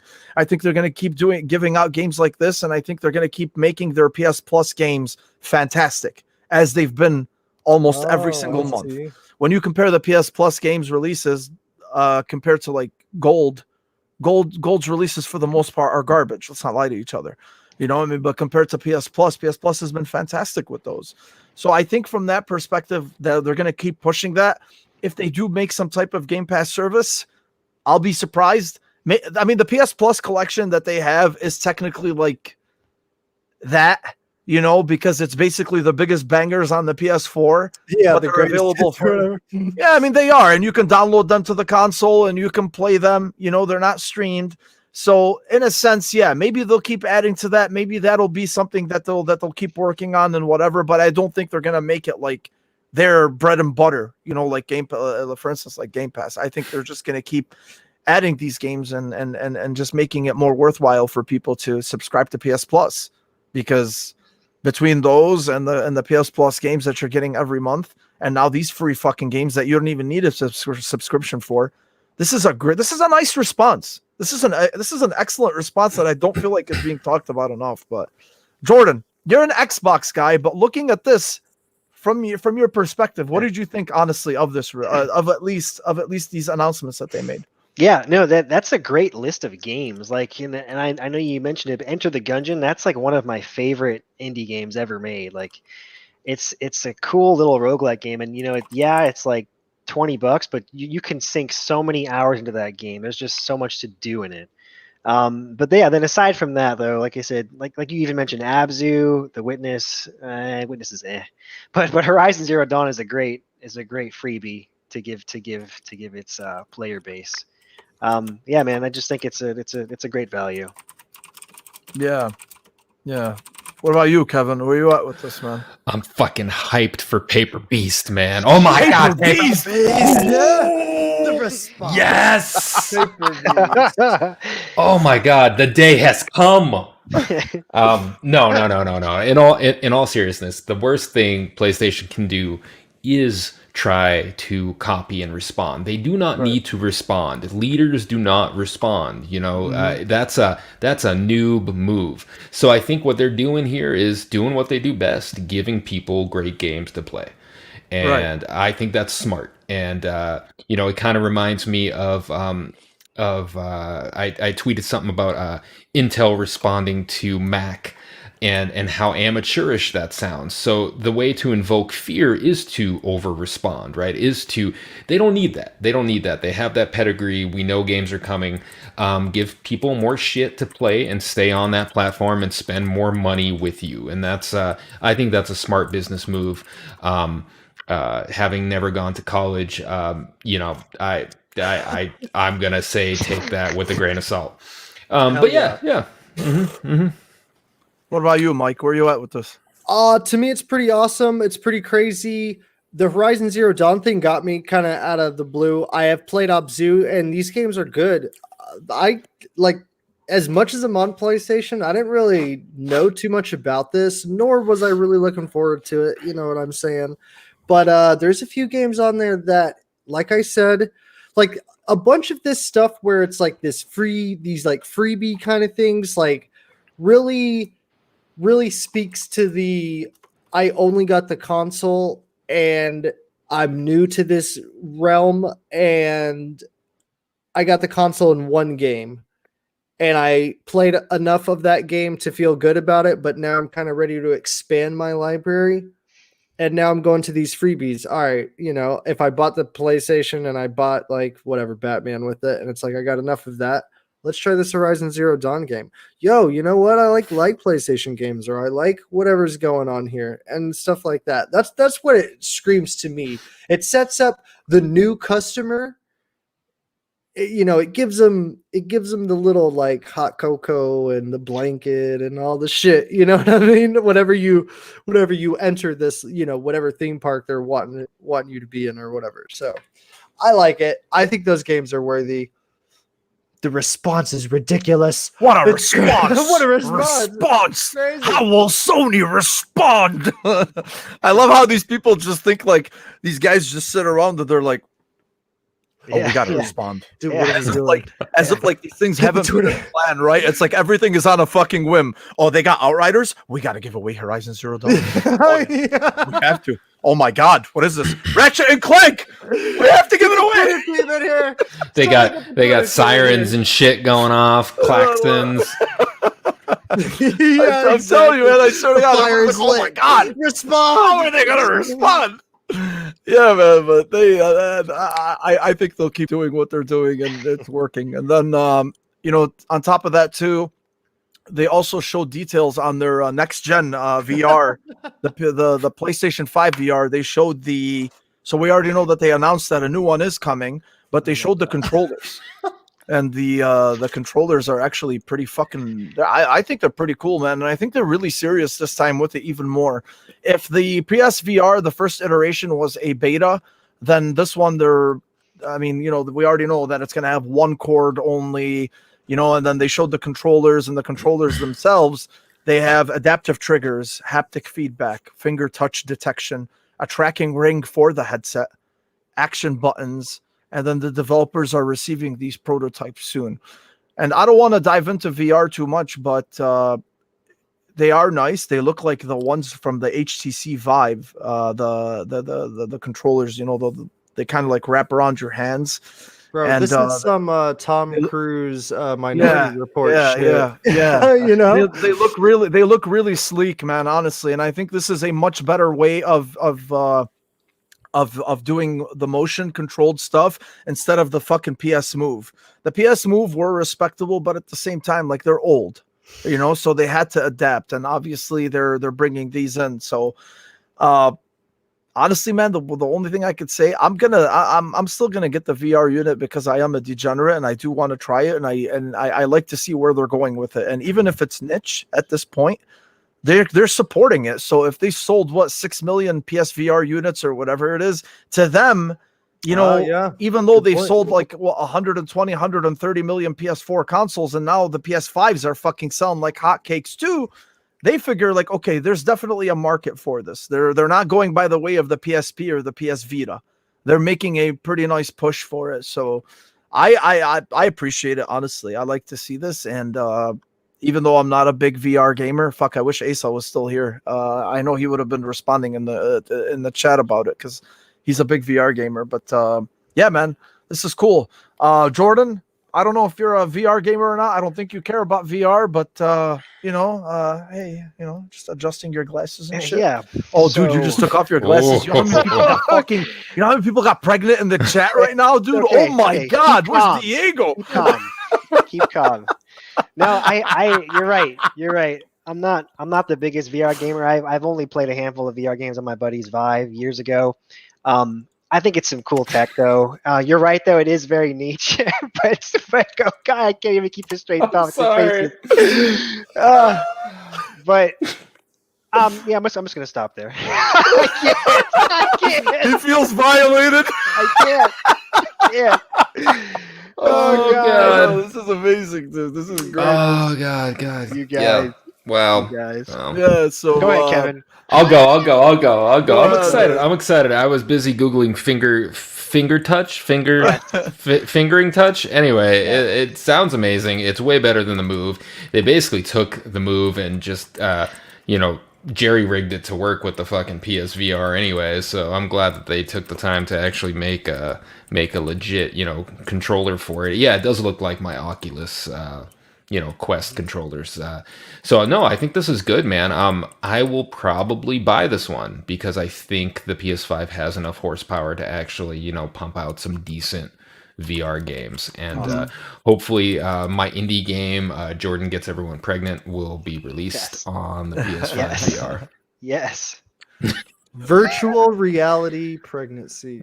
Yes. Oh yeah. Mike, what'd you think of the new controllers? They look wicked cool. I'll tell you that. I feel like it's maybe one of the steps that they're going to take to where it kind of makes a little bit more mainstream-ish because it's sexier looking and they got it kind of, they can like implement it with the PS5 more. You know what I'm saying? Like the look is going to go a long way. I know we were talking about like the battery or the like how the visuals went in last podcast. We were talking something about like all the wires and all that kind of stuff. Like I want to try this shit whenever it's super mainstream, because like you said, Mo, that audience for it is there, but it's not there when it comes to like $700. I think. How much are they? Oh hell no! Oh no! It won't. Like the PSVR was like $300 at launch. Like I mean, they still have to make it. Yeah, they have to make it. Remember, it's coming out for a console. Yeah. You're not buying it for like a beefy ass PC. Yeah. Where you get 4K in each eye. So they still have to make it cost friendly to a certain extent. Yeah. Okay. Yeah, I like those though. Looks cool. Oh yeah. Okay. And then so then Sony, the last thing that this was awesome actually. So Project Athea. Nobody really knew anything about it other than the fact that it was an exclusive with Square Enix. Timed exclusive, whatever the hell it is. But they actually announced that it's coming to the PS5 in 2022. And the actual name now, instead of Project Athea, is called Forspoken.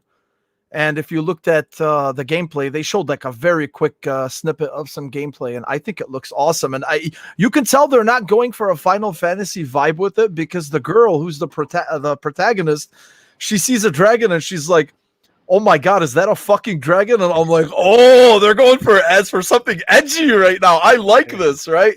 It's not, it doesn't give you that typical JRPG vibe, that you get from Square Enix, with their Final Fantasy games and whatnot. It seems like they're going for a different take on it, for a different spin. And on top of that, the gameplay looks so smooth and so awesome. It's third person, but her movement, like I keep looping that 5-second gif of her movement across the cliffs in the desert and in the forest. And oh my God, it's fantastic. And that's all they showed. We haven't seen combat. We haven't seen anything. We just saw her movement. But I'm on board, man. Just give me something that small to just get me interested. I'm on board to see where they go with it. And Forspoken is a nice name instead of Project Athea. Sounds a little fucking generic, but Jordan, what'd you think of Forspoken? I'm sure you saw that little teaser. Yeah, just like you said, the first thing that caught my eye was just the traversal. It's just, the animations are incredible. Like, I just can't even explain, how is this person moving in this space, but it just looks fantastic. I'm bummed about the 2-year exclusivity, obviously, but it looks like a cool freaking game. And like I said, we haven't seen a whole lot of it, but again, just that clip of it, my interest is already peaked. Yeah, on top of that too, dragons. I mean, one can assume if they're showing it in the trailer, you're probably going to fight these big ass monsters, mythical beings, whatever the hell they are. But we don't know where they're going with it. I'm not going to sit here and speculate on it. But still, all I got from it was they're doing something different. Yeah. Square's doing something different with this formula, and I think it looks and I can't wait to see what they do with it. And it's coming out in 2022. Mm-hmm. Kevin, what'd you think of this? I'm excited. I saw the gameplay, the jumping, I guess, the traversal, and I'll pick this shit up, dude. Dragons and that, and sold, dude. And it's coming out for PC at the same time, I believe. So it's gonna be yes. It's not just the PS5. It's not exclusive to the PS5. It is not. I had somebody correct somebody else. People are hilarious. Yep. Oh, okay. Yep. Okay. Well, that's good, man. That's good. PC players will get it. That's awesome. But at the same, so it's console exclusive. It's not exclusive. It is. Okay. So So go suck a million dicks. Mm-hmm. Yeah. Okay. If you want to, okay, yeah, sure. We're gonna get fucking banned because of you, Mike. Mike, what'd you see with Forspoken, man? What did you think of it? So when I first initially saw it, I thought it was a really cool, I thought it was cool. We saw it together. We talked about it when it first released. The dragon looks dope, okay? First things first, man, that fucking name. What the hell does that even mean? Forspoken? I liked Project Athea way better. Did you? I said the opposite. Dude, I don't know. I don't like it. Forspoken. The fuck is Project Athea, man? What is that? Come on. I don't know. Forspoken 7 years ago.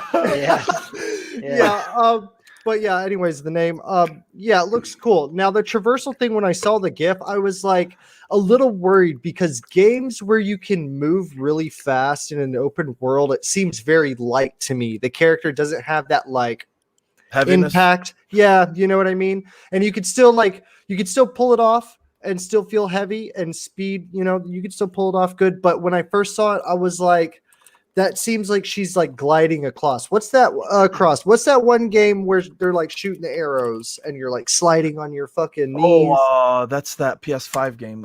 Yeah, you know what I'm talking about. Pathless? Yeah. Yes, the Pathless. I was looking at the back to see if I can read it. Yeah. I got those vibes at first, but like watching it like in the actual trailer and stuff, those look like more of a montage of snipped together traversal mechanics. Not so much like you're going to be bounding constantly. You know what I'm saying? Because they're doing it each time the environment changes, and she's doing one big like movement. So I don't think it's like you're going to be like bounding, and that's how you're going to be traveling like that, where you're just like long strides and stuff. I think that's like a 1, 2, 3 kind of like we're traversing up a hill or up a a cliff face or something. You know what I mean?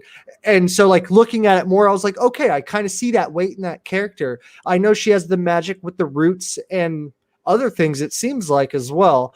You know, who is the developer on this again? Square Enix. I don't know which internal developer, but I know okay. Oh wow. I'm assuming they're publishing and developing at the same time. So okay, that's crazy. That is cool. Yeah, so like I kind of gravitate a little bit more what you said. Like I like how they're doing something a little different, a little edgier. It's not so like RPG Japanese, I guess, if you want to say, or whatever. So yeah, I like it. And yes, this is a must for sure. Yeah, absolutely, man. So that was how they capped off their week. And I again, you know, I'd say, look, yeah, Xbox had a great week, and then Sony had a great week as well. So they each had a great week in their own week, or in their own week, in their own way. So yeah, dude, it's just God, we got a lot of shit to play. That is very, very fucking that is an that is very, very that's an understatement too. So and then let's see, to touch on it, because Jordan, you and I, because we both love the golf game. Yeah. So apparently Tiger Woods signed a contract with 2K Sports he signed a long-term contract with 2K Sports to be featured in their future games. So we can assume that he's going to be in 2K21. And this is amazing. I was so happy about it. I loved it. And on top of that, his likeness obviously is going to be in. I hope they fucking I hope they let us play with the golfers, with the actual licensed golfers from PGA, you know, from the PGA. But I was really happy to see it because we've talked about it before. You know, I was a huge fan of the Tiger Woods golf games, the ones that EA Sports made. And then, you know, once Rory McIlroy's goofy ass came on the cover, I just kind of like just phased out, and I was like, whatever, I don't really care anymore. And then I got back into it this year, and I've been playing with you guys. And they even bought the developer of the game, which is awesome. So now we know that as good as 2K21 was, 2K22 is going to be better with Tiger Woods' likeness, and now more money from a mega publisher being given to the studio to put more money into the game and more resources. Yeah, I love this dude. Like, I can't wait to see him on the cover of another golf game again. I swear to God, it just made me really happy. And what did you think about that news? I was excited, man. Yeah, man, I'm stoked about it, because just like you, like I said, I played Tiger Woods PGA Tour back on the original Xbox many years ago, and it was arcadey, but it was so much fun. So, and even the news about 2K buying the studio, hopefully they can like funnel in a ton of money to kind of really make it just a real, just kind of a more visually appealing experience, because like, you know, the game is kind of bare bones as it is, as it looks. It's more sound in the mechanics of golf, which I love. But yeah, you see the other sports games that 2K puts out. Like, imagine if it looks like that. You know, that would be incredible. Right. So yeah, just give me more golf. And then on top of that too, you know, we were talking about with once they put Rory McIlroy on the cover, you know, they saw that their sales dipped so bad. It's amazing, man. You know, it's amazing what just taking the name off, or at least taking the likeness off of a game will do to sales itself. So now 2K is just like, shit, this is a win-win situation. So they kind of like buried any chance that EA ever had of even reviving their golfing franchise, if they were even intending to. So now I guess like they're the new kings of that. That's great. And Kevin, I know you don't play those boring ass golf games, but you know. Oh shit! Oh, my bad. Sorry. Just tap it in. Yeah, I need a preview, bud. Yeah. Tap it in. no, dude, I've played golf games before. I'd be willing to give a golf game another shot. It's one of those games that is just easy to play, and I think doesn't get enough recognition. But the last golf game I played was actually on the PC, and it's been like 10 years. You know, I'm excited to see Tiger Woods back at. Yeah, hell yeah, man. You know, even if he's got no legs now, it's fine. So Hey. what? No, I mean, Calm down, man. Let's calm down. Okay. Yeah, So all right. Let's calm. Let's. I didn't even say a dick. It's Tiger Woods. Yeah, that's true. I know you were. God, I was being good. Yeah, you were being good. Sorry, and Mo. that's your version. Sorry. So I'll take it. Sorry, Mo. The name of the studio, as Hassan said in the group chat, is Luminous Production. Yeah, so they ended up For buying Project Athea? no for the golf game for the okay. PGA Tour. Okay. So Nice. yeah, that was cool to see. Mike, do I even dare ask you anything I played about some golf? Kirby golf, bro. I was gonna make a lot of like jokes about his like little getting pulled over or whatever, but no, I'm just kidding. I know about Tiger Woods a lot. I've like watched a few documentaries on him, and like I understand what he is. He's like the Michael fucking Jordan of golf, basically, right? Mhm.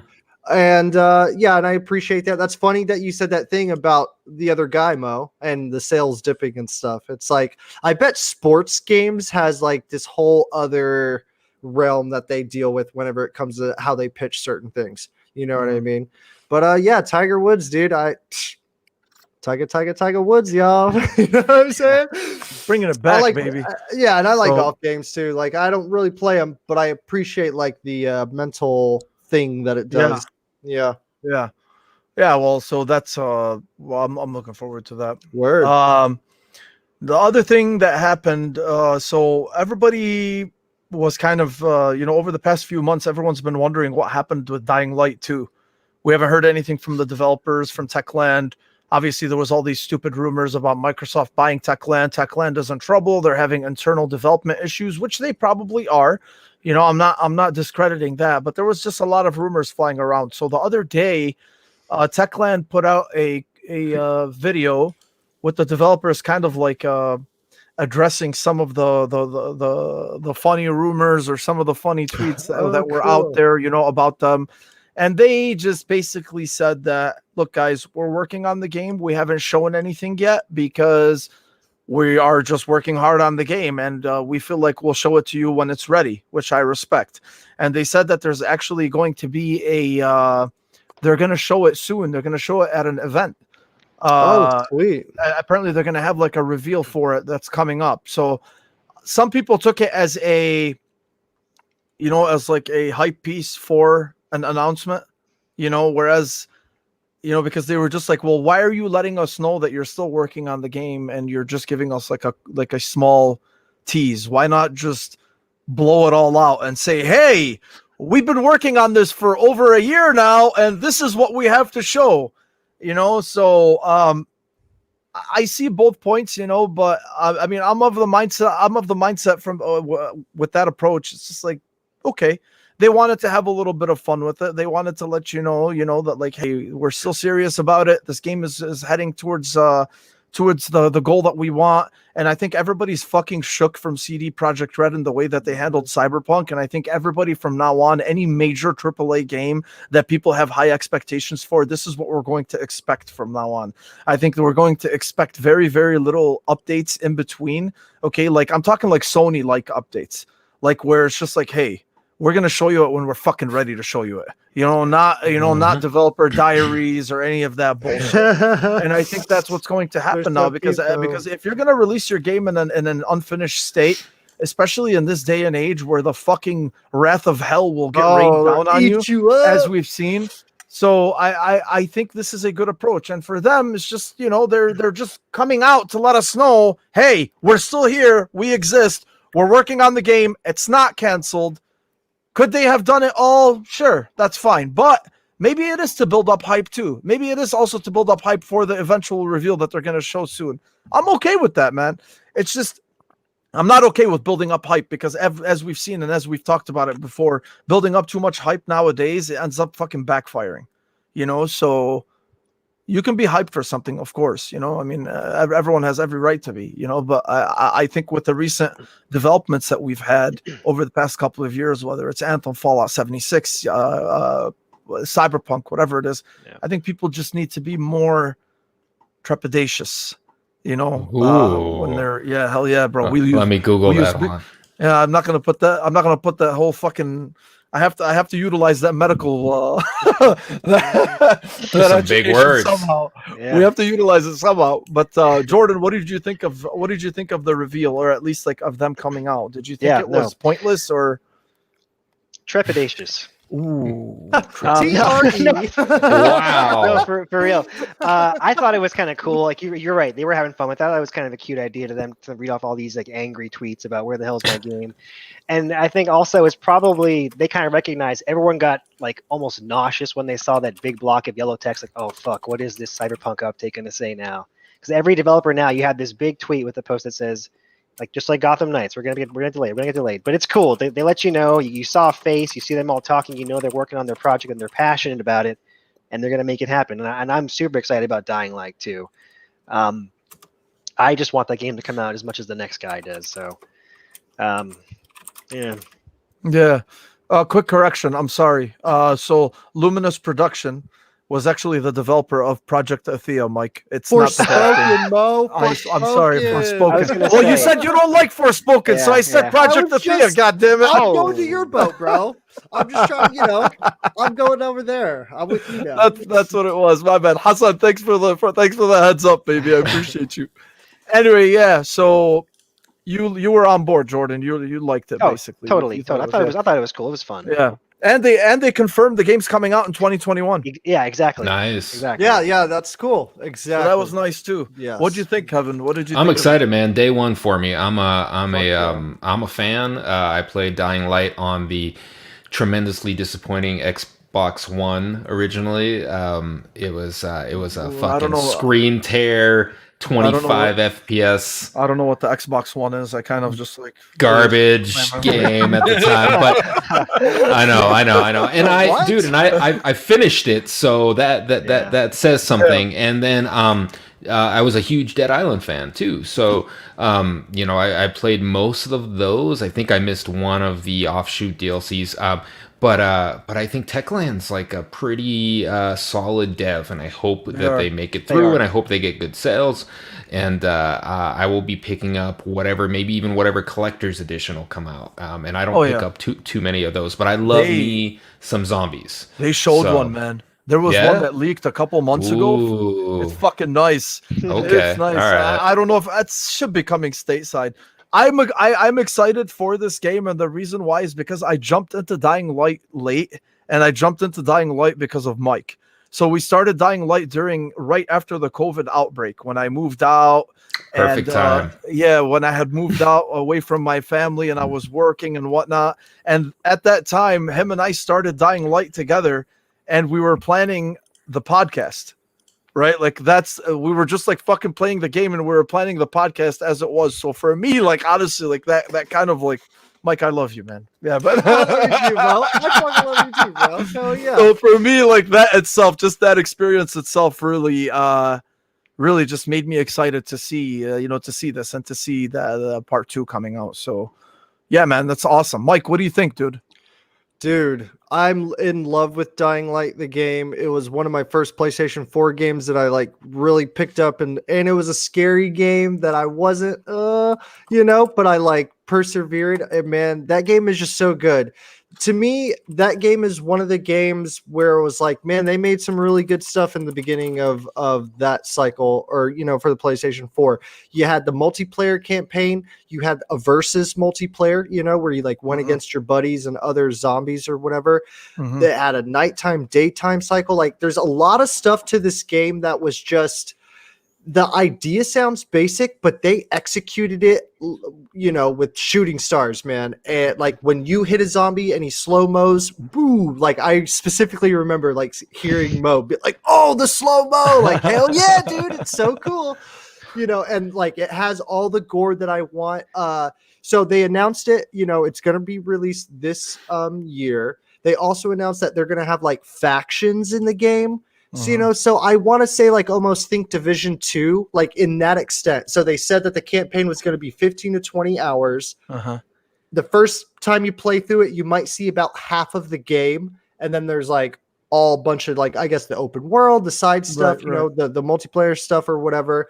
And the first game, it's still like, at least it had an update where, you know, it supported shit was changing with it, and they were like updating it and changing it like shit like a month at the most ago. So it's like they're probably still working on the first game, but at the same time working on the second game. It does sound like, with all these delays, that it might be quite extensive, and it might have like all the shebangs, you know, the versus mode, the like campaign mode where it's like all good with your buddies, grinding maybe a little bit like with your factions or whatever, like, yo, let's do that daily, or, you know, let's do that like one event that this game. That's where that game shined a lot for me. And it was one of those games where I didn't understand that video games were that big, or that could be that big in a sense, and have all these different things. And so Dying Light to me is like one of those staple games that screams next gen to me, and it's the best version of zombies I've ever seen. Oh, wow. Yeah. Okay. Ever seen in a game. Yes. Mm-hmm. Nice, man. I'm there, baby. The only thing I didn't like about the first was the fetch quests. I know that's the standard with open world games. It's an artificial way to get you out into the world and to see the world that they've created, and I understand that, you know, but I just want less. You know, oh, you want this? Go get me these 3 spark plugs from this tower and come back. You know, like, I want less shit like that and more creativity with the quests themselves. And I think, you know, then that's honestly, that was my biggest gripe with it. They have a 30-minute video of very, very good gameplay. It sets you up. You start in a bar, you get like to kind of meet some characters or whatever. There's a dialogue choice thing that they're running, system that they're running. And then it goes into like some parkour and zombie stuff. And I'm telling you right now, man, I watched it. I don't know. Like I like texted y'all about it. Like, oh man, this fucking trailer is insane, guys. You got to check it out. But man, like when you watch it, you're like, whoa, they did it a lot different from the first game. And, you know, I hope they delay it, like, and they do it in a timely manner, you know, where it keeps the fans like happy. And it's still like, you know, it's not like in December, hopefully. So, you know, yeah. This game is going to be awesome. This game is going to be awesome. Yeah, definitely, man. That's a lot of people are looking forward to that, and I'm honestly glad that they did that. Confirming 2021, they're still going to show the game, and they're letting us know that it's alive and well and kicking. So, good for them. Talk about this game makes me want to play the first game because it is that good. Yeah, same here, absolutely. Mike. Really, Jordan, for real. I know. So we got a couple more topics left. Real quick, the only thing I wanted to mention is Gotham Knights. I know some of us were looking forward to it. I know you were too, Mike. Gotham Knights got delayed to 2022. I'm not surprised. As I've said before, I don't really give a shit about. I don't care about delays. You know, make the game better. I'll wait. I don't give a fuck. You know, as we just said, we have a lot to play as it is. But you know, this is not going to be the first big game, you know, as we've been seeing recently. I think this is where that pandemic hits a little bit, where that is like tried and true, no doubt about it, you know, where it's like, because Avengers kind of has that bit too, where it's like, oh, well, all these other games got released, like what the fuck is going on with this? But now we're seeing a bunch of other games getting delayed. And dude, everything, you know, everything's getting delayed into 2022. Right. So if you see that cycle on when the pandemic hit compared to what games were coming out, I mean, dude, to be honest, like the whole console launch was like, it's surprising that it even got to the point that it is right now. I mean, and as successful as it's been, despite the bots and the availability, I get that part, right? You know, the production limitations and whatnot, but for them to be this successful, gaming will never fail, dude.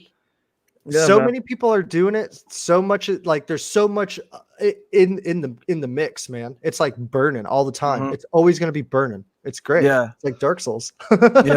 So Gotham Knights delayed to 2022. I'd ask Jordan and Kevin, but I don't think there's really anything. There's really not much because I'd rather have. So Mike, I know you're gonna get poetic about Avengers, and I don't want you to get too poetic, you know. I got you. Because I know you've given your piece on it, but there's been a sudden surge in it. Right? There's been a sudden surge in interest for the game, and apparently, you know, now they just released the PS5 and the Series X upgrades, 4K, 60 FPS. With like textures and performance and whatnot. And my confusion is that only for the campaign? or is it for the online portion as well? Because or is it for the whole game in general? I'm kind of confused here. We'll get to that in a bit once I get to you. But the thing is even for me, I remember I told you when the game came out, I'm like, look, man, I played the initial part on the Golden Gate Bridge, and then I put it down. Once I knew that they were going to upgrade it, I told you at that time, I'll get back to the game once they do. Yeah. And I am going to take off that fucking plastic wrap off the game finally for that. Yeah, here we go, baby. I'm going to install it. But for me, mostly, I'm mostly interested in the campaign. If I'm going to play a co-op with you guys, I'm probably going to, and probably with you, because you know the game like the back of your hand, right? So you would be the ideal person to play that with. But a sudden surge in interest in the game is actually good for it. And that's also comes with what we were talking about enhancing games and providing the boost and the things that people are looking for, especially with the new consoles. People like me who have been waiting to play it on something that can actually handle it better. So I think this is good. I hope they continue to improve the game. I do think at some point, I think when the add-on that they did for the grinding, when they made the grinding a longer process, I think they're priming the game to either be on Game Pass or PS Plus or free to play.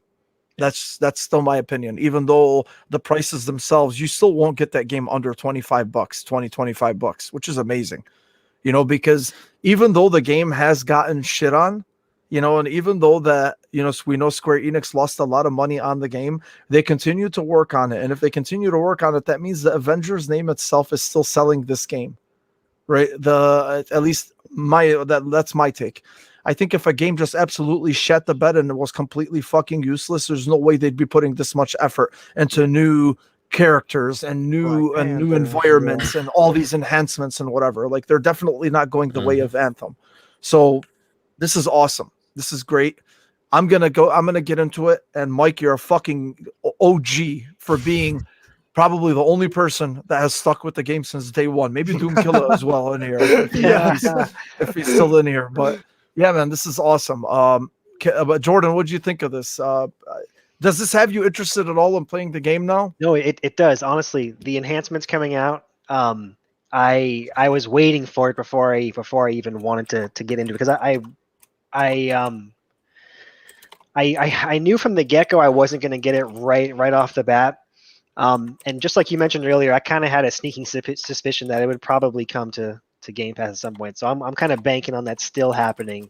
It just seems like the kind of game that would do well on it, because like they're adding all these progression or leveling systems that just kind of play into the whole theme of a game as a service. Right. But yeah, next gen stuff is I keep saying next gen, current gen. I keep thinking that, dude, it blows my mind. But no, if it drops more in price, or if it comes to service, I'll play the hell out of it with you guys. Oh yeah. What about you, Kev? You interested? Fuck yeah, dude! I just picked it up. Oh, you did? Yeah. Boss, yeah, no way. Yeah. Good shit. I picked it up. I installed it. I think it was on sale at Newegg for like $26.99. I mean, why the hell not? See, I'm telling you, it will not go below 20. Yeah, no, it won't. It won't. I think GameFly had it used for below 20, but that's physical too. So, I think it's a perfect candidate for Game Pass. The devs have said that they're not priming it for free to play, but Game Pass is not free to play, and then they can rake in on microtransactions. You know, so I think it would be good for the game. I'm still worried about longevity. On PC, the player base is kind of sad, and that does worry me. But this might breathe, some life into it, and maybe they're already in talks to get it on Game Pass, and that would be fantastic, dude. Because the game isn't terrible. I mean, it's not terrible. Once you get past, the fact that, I think the character models threw people off initially.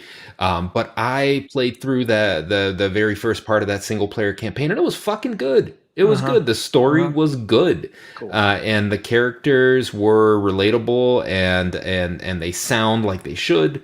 And they may not look like they should, but they sound like they should. And I think this kind of shit is good for games. These next gen upgrades, these Game Pass, stints that they'll have just to breathe some life into these games, and hopefully we don't have another Anthem. Like you said, they have a roadmap. I was just about to mention that. Yeah, and it looks good. Yes. The roadmap looks good. I think people were complaining that there was no Spider-Man on the roadmap. Gives a fuck about Spider-Man right now, man. I know. But that was really the only complaint I saw. I'm excited for the future of it. And if nothing else, maybe it's a lessons learned, and they can pump some of this into, a next Avengers game of some sort. Because I'm sure there's a lot of lessons learned from this release. Mm-hmm. Mike. I'm about it, bro. I'll try to get it pretty short, but yeah, I'm liking, the revitalization of this game because it needs it. You know what I mean? This game still needs a little bit of that fire, that end game content, a little bit of these chunks of expansions that it needs to really be a game where people want to pick it up like Destiny every day. Mm-hmm. You know what I mean? The next gen enhancement is good. You can replay the campaign now. So to kind of hit on the Game Pass thing, Mo, I'm not really sure. I do agree with you guys where it's like it would do good on Game Pass. But would they do it though? I don't know. There's an article with Scott Amos. He's like one of the head dudes at Crystal Dynamics over there. And he is like, the plan and the schedule, or not the schedule, but like the plan and how we want to do this game, like we're sticking to that plan 100%. And that is, you pay the initial $60 or $80. And this is literally, I'm paraphrasing a tad, but this is how he said it. You pay the initial buy-in fee to our theme park. After that, if you want the theme park to be a little bit cooler with the skins and stuff, you can pay for those. Right. But at all times, we will be expanding that theme park for free. And we're just going to keep, and we have no plans as of this article was released yesterday from IGN. They interviewed Scott Amos, and he said that we have no plans on doing basically breaking on like what we planned initially. Right. But with all that coming through, there's a lot of questions to be raised with this roadmap from a fan who has been paying attention to this game. That whole Black Panther bit, when he's coming out, that'll be a big topic of discussion. Spider-Man will also be a big topic of discussion. But with the good things that come with this next-gen update, there are also very many other questionable things that come along with all this new information, the roadmap and all that stuff. But right now, if I was saying, like Kevin, for you, like, hey, if you want to pick it up and you want to play the campaign, no doubt about it, you'll probably have a good time with the campaign. Get your characters up there. You're not going to level them up all the way, so you won't know or have all their moves, but you will enjoy the story. You will enjoy the beats that it has, and it's a good time. You won't probably start to feel like that character, like where you're like, wow, man, I'm just like using Iron Man's arsenal to like lay waste to many enemies. Right. Much later into the game. So they want you to kind of like do that grind. That XP thing could be a iffy thing. People still have Hawkeye on level 50 right now. He just released yesterday. He was like, I got the main, like one of the bigger guys who plays and streams the game. Fucking he was nuts. Like, I leveled him up in about 4 hours to level 50. Jesus. Like hitting it hard, I guess. And I'm like, okay, that sounds about right. You know what I mean? So yeah, I'm liking the next gen upgrade. Like I don't have the next gen or whatever, but I like what it does to the game. And if it's got you interested in it, Mo, that's a good thing. That's a really good thing for a guy who like hasn't really seen Endgame and shit like that. And it's got your attention. I think that says something, you know what I mean? So, but with the good, it does come the bad. You got to kind of comb through it a little bit and you got to, figure it out a little bit. But so yeah, let me ask you. So is the campaign co-op? I think it can be. No, but that's what I'm asking you because like I can play with it because I'd like to play the campaign, right? Like, I mean, that's what I'm going to do first. I was just wondering, like, I mean, is it more enjoyable in co-op? Like, is the grindy aspect part of the campaign or is like the multiplayer a completely separate deal? Yes. So it's a completely separate deal. Yeah. Like you will still level up your characters in the campaign. And by the end of it, they'll be like each character will be like 15 to 20 to 25 levels. And then after that, like the story still continues, but it's more for like, your friends and multiplayer gotcha. stuff. Okay. Yeah, there's like some missions are like only single player, and then you get some other missions that like, oh, you may be able to invite a friend or whatever. But I got yeah, you. it is definitely a separate thing, you know, Okay. like yeah. Okay, that's cool. Yeah, man. Avengers. Let's do it, baby. Assemble. Okay, the last topic. Fuck, we're already at the 2 hour mark, but Yeah, baby. I'll try to keep it short at least. Really, the only thing I wanted to talk about was just Sony's save migration system and the upgrade So system true. that they currently have compared to oh wow, Ricky Ricardo. All right. Shit. I just He's got some spite under there. yeah, I know. I wanted to just mention it because it's been like in the headlines these last 24 hours, and really it's because of our Avengers, Yeah. right? So we all know, you know, the upgrade process for instance, like for the Xbox, right? If you have a game on Xbox One and it's upgraded to Series X, you just literally pop the disc in, or the Series X will just download the processor or the game for you, right? Without any hoops to jump through. If you have the saves that you played the game on the Xbox One, it will automatically migrate those same saves to the new version that you have on the Series X, and so on and so forth. Sony's does not seem to be that easy, right? What happened is the Avengers game actually is the one that accentuated it. And why? Because they were talking about how to migrate your save from the PS4 to the PS5. Apparently, you have to launch the patched PS4 version, go to the save migration tab, initiate the upload, launch the PS5 version where you'll be prompted to download the data.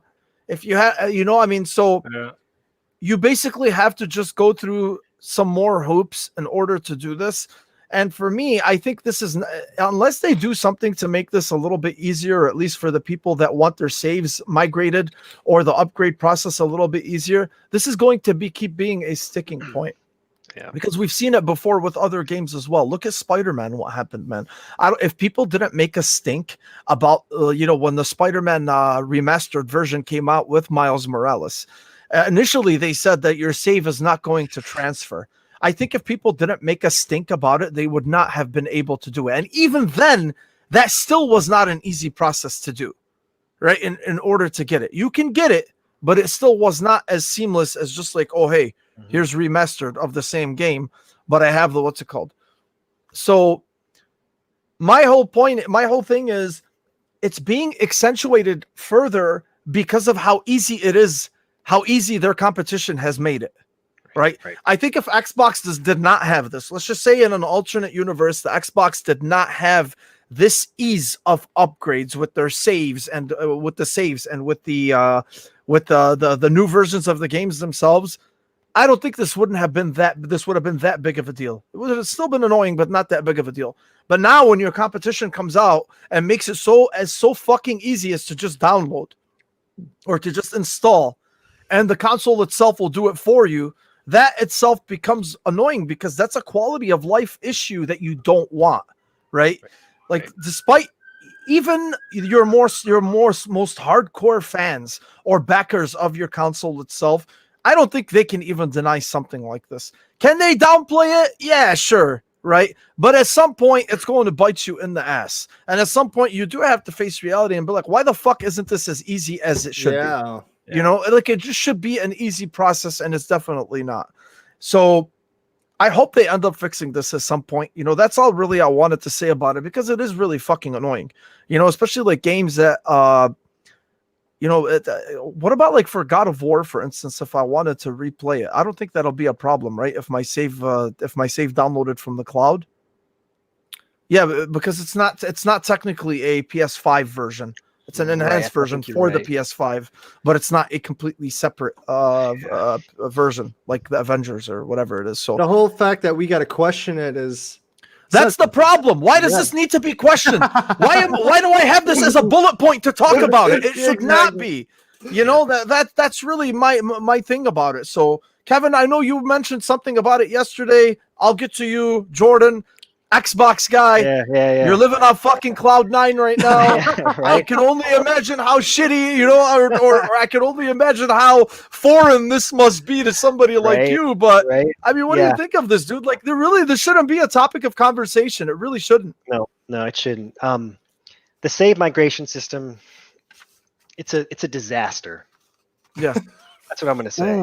You're pulling. It's a He took a page out of my book. No.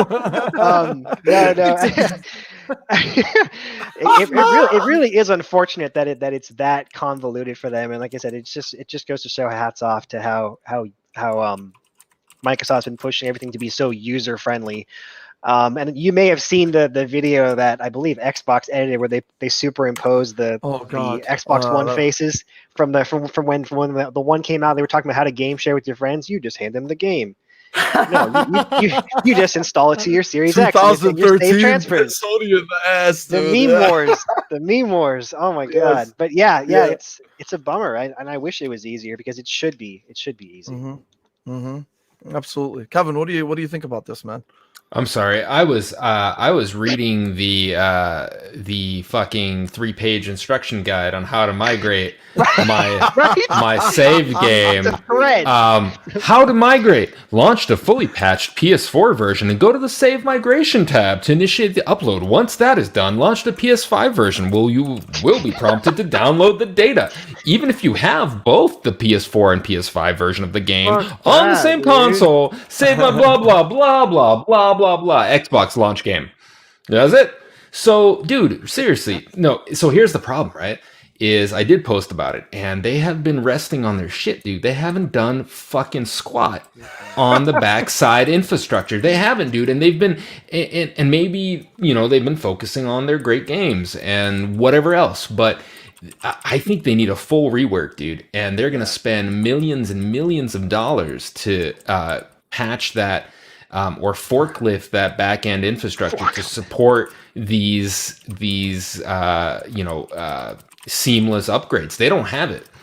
And maybe that's why Jim Ryan wanted to believe so much in Generations, because this is going to be a tough ploy for him to pull over. And I think people are going to start noticing when I have to I just read you instructions on how to fucking transfer, migrate. No, dude, this is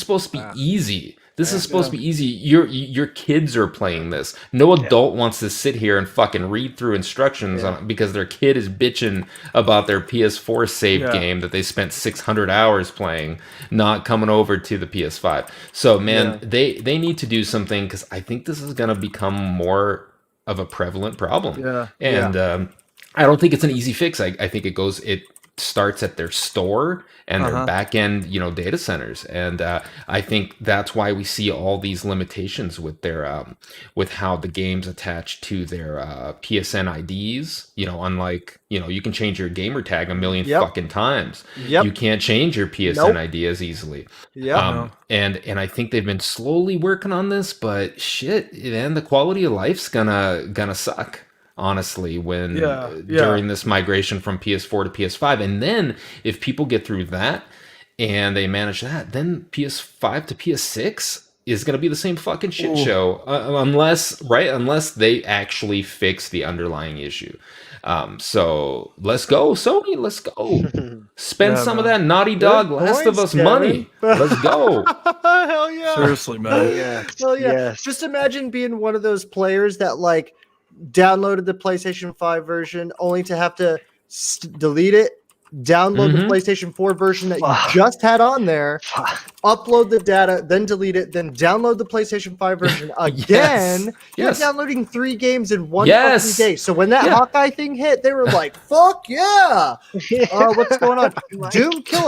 Doom Killer experienced this. He hit me up and he was like, dude, this is fucking bullshit. He's like, I'm actually just gonna not even worry about it today. Yeah. How shitty is that? You basically have to, sure, if you have faster internet, a game will download pretty quickly or whatever, but still, man, when when you're hyped and you're like wanting to put in that game, and then you end up realizing that you still got to wait 2 more hours because you got to delete and do all this bullshit and read a website and all. Like, Kevin hit the mark, man. And I know you're savvy in this kind of stuff, Kevin. So like whatever you said, like that's why they believe in generation things, dude. Like I really do believe that almost, or at least it had some type of a some type of like. I was being a dick, but honestly, I was. Yeah, but dude, you got to understand, man. Like those are one of those things where it's like they're because they wouldn't sit there and say like, it's not that we believe in generational things. We just didn't do anything for the upgrade. So fuck you guys. You know what I mean? Like, I think we're just going to be seeing how much how much exactly. Microsoft put into this kind of shit, the smart delivery, their Xbox Live infrastructure. I think it's going to become more and more. And Sony has always lacked, but I think that Rift is going to be bigger because now everything's connected. Everything needs to be seamless. Right. It matters so much more now. You know, go ahead, Kevin. My bad. Yeah, no. I just think it's going to become more prevalent, and I would hate for people to, be like, it's easier on Xbox. Would I hate it? Maybe not, but I mean, you don't want that. You don't want somebody to stay away from your console because, oh shit, man, I'm going to get this game on the Xbox because I hear shitty things about how it migrates or how my save game is going to work. I don't want to lose my shit. Exactly, and. I mean, and gamers love their shit too. Dude, they do. I lost a bunch of saves because only my home console syncs up saves for PS4. My home console is not the one I play on. It's the one my wife occasionally plays on, right? Exactly. Which is how you usually set those things up for other people to play, right? And even though I had PS Plus, my games didn't fucking upload to the cloud because I didn't play them out on my home console. That doesn't happen. Yes. So I lost like 3 or 4 save games that I had, like Death Stranding, my God of War save, all this other shit, because I just formatted and I thought it would work like an Xbox does, and it doesn't. Right. So these things, I mean, that kind of soured me up. I was like, well, that's fucking bullshit, because no matter where you fucking play your game, if you can reach Xbox Live, that save will upload every single fucking time. That's incredible. My console, your console, xCloud, on your phone, taking a shit, it doesn't fucking matter. But why the fuck do I have to go in and enable an option? When in God's name would I not want to save to the cloud? Tell me, what fucking instance would I not want to save to the cloud? So come on, Sony, let's go. I read an article about Xbox, and they were saying they were just like, yeah, we were kind of prepped for it. I don't know what to say. What do you guys sent it or something? I saw it on Twitter, and they were just like, I don't know. We were just ready for it. And like, I'm paraphrasing, obviously, but that's what it sounded like, dude. Honestly, like one of those things. To me, I don't know if you guys listen to Colin Moriarty. He's got that he's got the Sacred Symbols, the podcast for PlayStation. So it's a PlayStation centric podcast, right? But I mean, he says it, and he's always said it. He thinks he's like, these things are done better by Xbox than Sony because Xbox just has better engineers. They have better engineers, right? They run and he says it himself. Windows or whatever. Yeah. You know, he's like, so these little quality of life improvements or quality of life things that we see on the Xbox side that we don't see on Sony's. And this isn't to shit on Sony. I don't want anybody, like, it's not. It's just, it's there. It's glaring and it's obvious. So I actually do tend to agree with him, unless Sony just thinks that maybe the money to invest into these things is just not worth it. But I don't. It's got to be worth it, dude. It has to be. I feel like Microsoft has always lacked in creativity, but had solid tech and engineering, versus Sony's more of a creative company, in terms of the PlayStation. They've always been creative. They've always taken a little more risk, maybe not Nintendo-like risk, but Microsoft has a solid engineering background, and it's showing here. And it's going to be in spades, and I don't know how Sony's going to not have to spend money on this. They're going to have to spend money on this. Right. That's crazy to think about, man. Let's just hope they fix it so we don't need to ever talk about this again, because it should not be a talking issue, for real, like you guys said. But that was the final thing, guys. Again, hell of a week. We had a lot to talk about.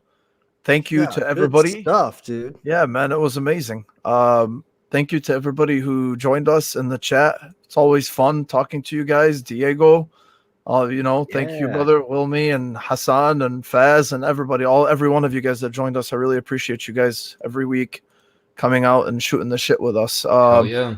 And then a shout out goes to the MVP Jordan, who pinch hit. Fuck yeah, Jordan. Hour. Jordan, I love you, brother. Thank you for coming. Always a fucking pleasure having you with us, man. Dude, pleasure's mine. Pleasure's all mine. Seriously. Appreciate you, man. And the funny thing is, I'm probably going to talk to you in like 15 minutes after. Hell yeah, dude. Hell yeah. See you on the green, baby. Oh, yeah. Oh, shit. Exactly what we'll be doing. Do you guys have any... Sorry. My bad. What's up? Oh, shit. Are you okay, Mike? Yeah, I think he's good, man. Okay. I was doing the, when the redheaded dude takes his glasses off and it's like CSI or whatever, bro. That's what Jordan did. Yes. Oh, yes. you're thinking That's of fucking Horatio Kane. Yeah, there you go. Oh, yeah. Must be That's a good. murder. Yeah. I guess you could say backlog. He's so fucking